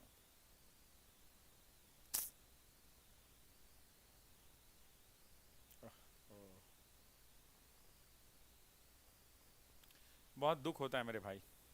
इलाहाबाद में कोई है? मैं अगर मान लो इलाहाबाद आऊंगा तो रूम में जगह दे दीजिएगा। कोई है इलाहाबाद के? जरा बताइए तो, कमेंट लिख के बोलिए तो, इलाहाबाद कमेंट बॉक्स में लिखिए इलाहाबाद। कोई है इलाहाबाद का जो प्रयागराज में हमको मिल लेंगे और ले जाके चुपके से स्नान उस्नान करा देंगे? ऐसे कोई है प्रयागराज के मेरे भाई?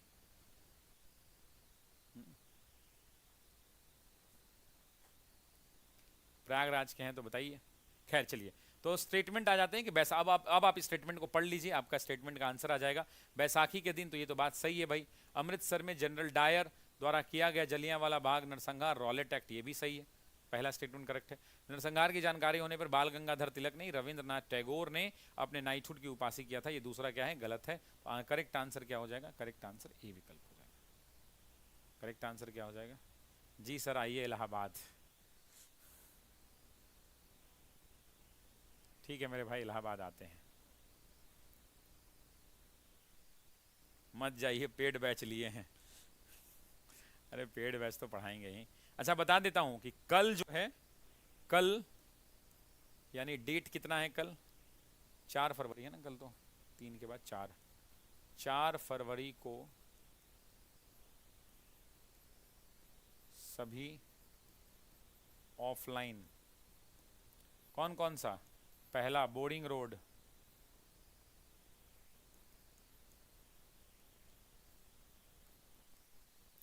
दूसरा गोपाल मार्केट,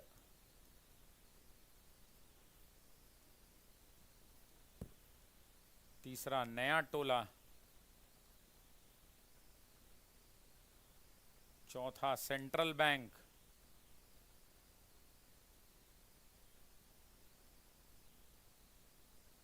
बिल्डिंग, पांचवा बाजार समिति,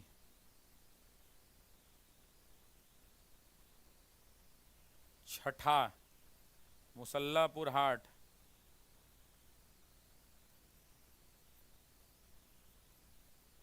इस सभी का सभी सेंटर, सभी ऑफलाइन सेंटर का क्लास और ऑनलाइन पेड बैच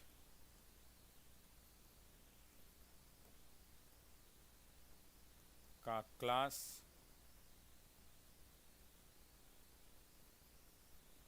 बंद रहेगा सिर्फ कल के लिए।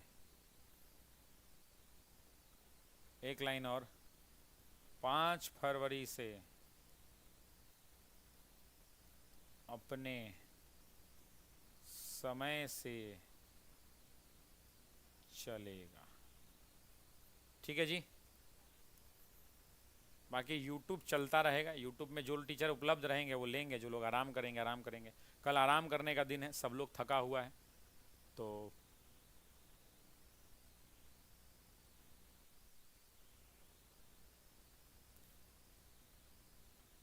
ठीक है।